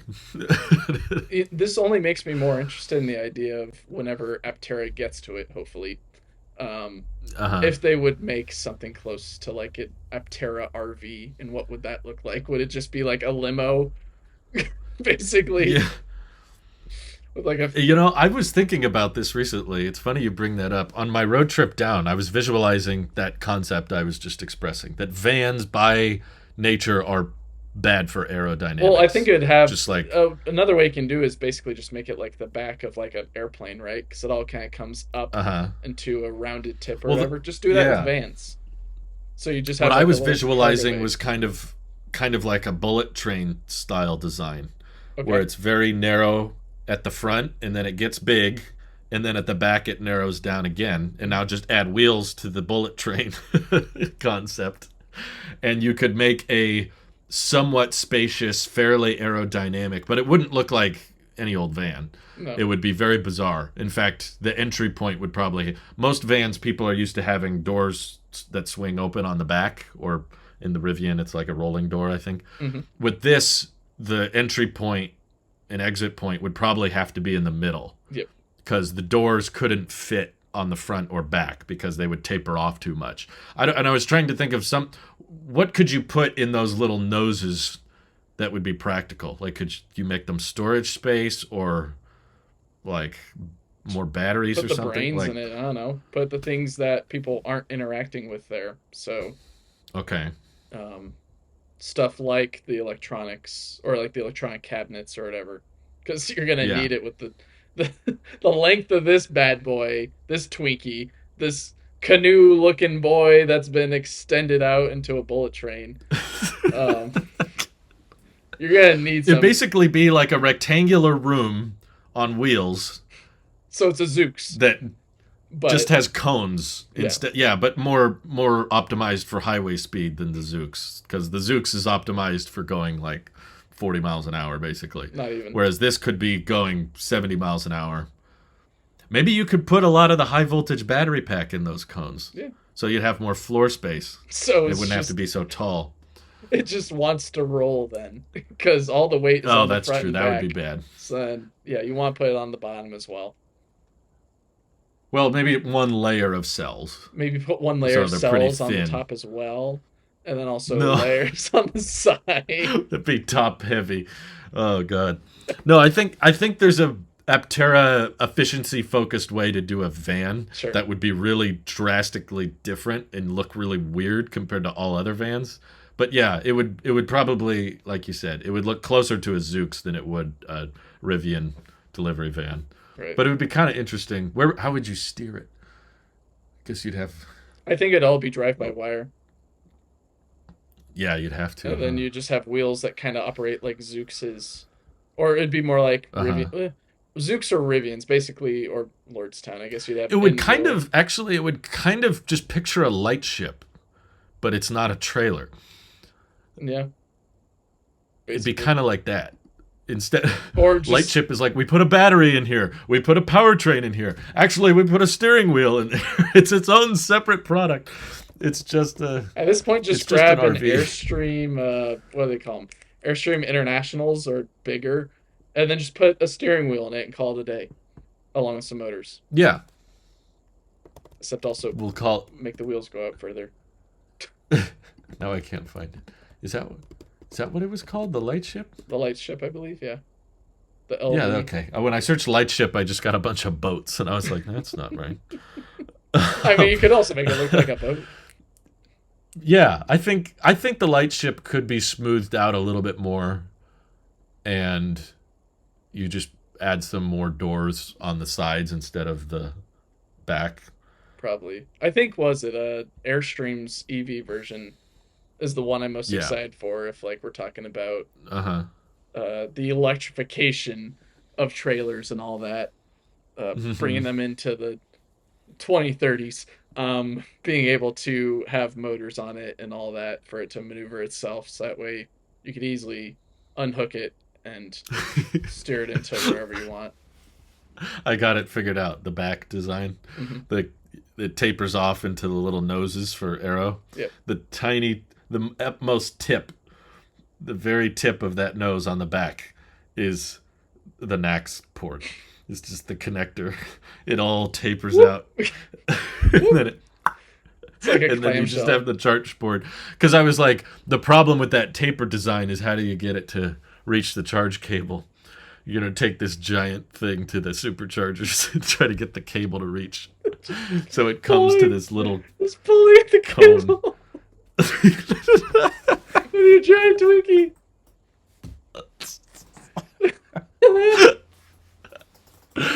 Oh Make my it God. compass yellow and I'll buy it. You could even, of course, like all my inventions, cover it in solar. Oh dear lord. So You can have little awnings that provide some shade that also have solar, and then that helps alleviate the energy consumption. And I think we need to start a company, Mike. I think we've got all these products figured out. You have the marketing, I have the engineering, and we have We just need Randy a as the 3D spokesperson. modeling. Yeah, Randy will sell people And on then Nick Ryan has to be our Reynolds test style. subject. And then we start a crowdfunding and we film a video of it rolling downhill, There we and go. Profit. we'll be millionaires. And then we end up making Nikola trays, apparently. We go through all this, It's and our it's like, new we're making a Nikola tray. Telos of EV will have a whole new meaning. Marquez over here making shoes. Nah. We're making golden Twinkies that charge themselves. Just throwing some good stuff. omnidirectional wheels at this point. Why not? On a more serious note, I know there's 220-volt outlets in the Cybertruck. Mm-hmm. Something I really hope they bake in someday, or on the first generation, that would be great, is those. I wish those outlets in the bed could be both ways. So you can pull power from them, and then you could charge the car through them too, via inverter. Because then you could install solar type accessories that could cover the roof and cover the vault, and you just plug those in, and then it's charging the high voltage battery I think pack at without that point having you to use just the NAX offer the connector. port for solar, because solar has its own specific port for, like, if you want to buy some Oh, okay. solar panels on Amazon. It has its own, like, little Yeah, 2-prong port, and every there you trailer, go. most trailers come with this Yeah, port where you can just have some solar that you I store did not in the know that. trailer while you're hauling it around, and then when you get to Yeah, like a place, you just bring it out, plug it in, and then unravel the cable, and then there you go. Or probably the opposite, because you don't want to drop your solar while you're whatever unraveling that it. connector is. Yes, Just I put think that in. there needs to be an alternative way to charge the car, pretty much only via solar. I can't think of any other application why you would charge it. Hydrodynamic. Um, because it's a boat, right? It's going to Right. be in the ocean, That's so my we need that's my final regenerative thought propellers. basically on the Cybertruck is I can't wait for people to drive their Cybertrucks into the water and realize they don't float.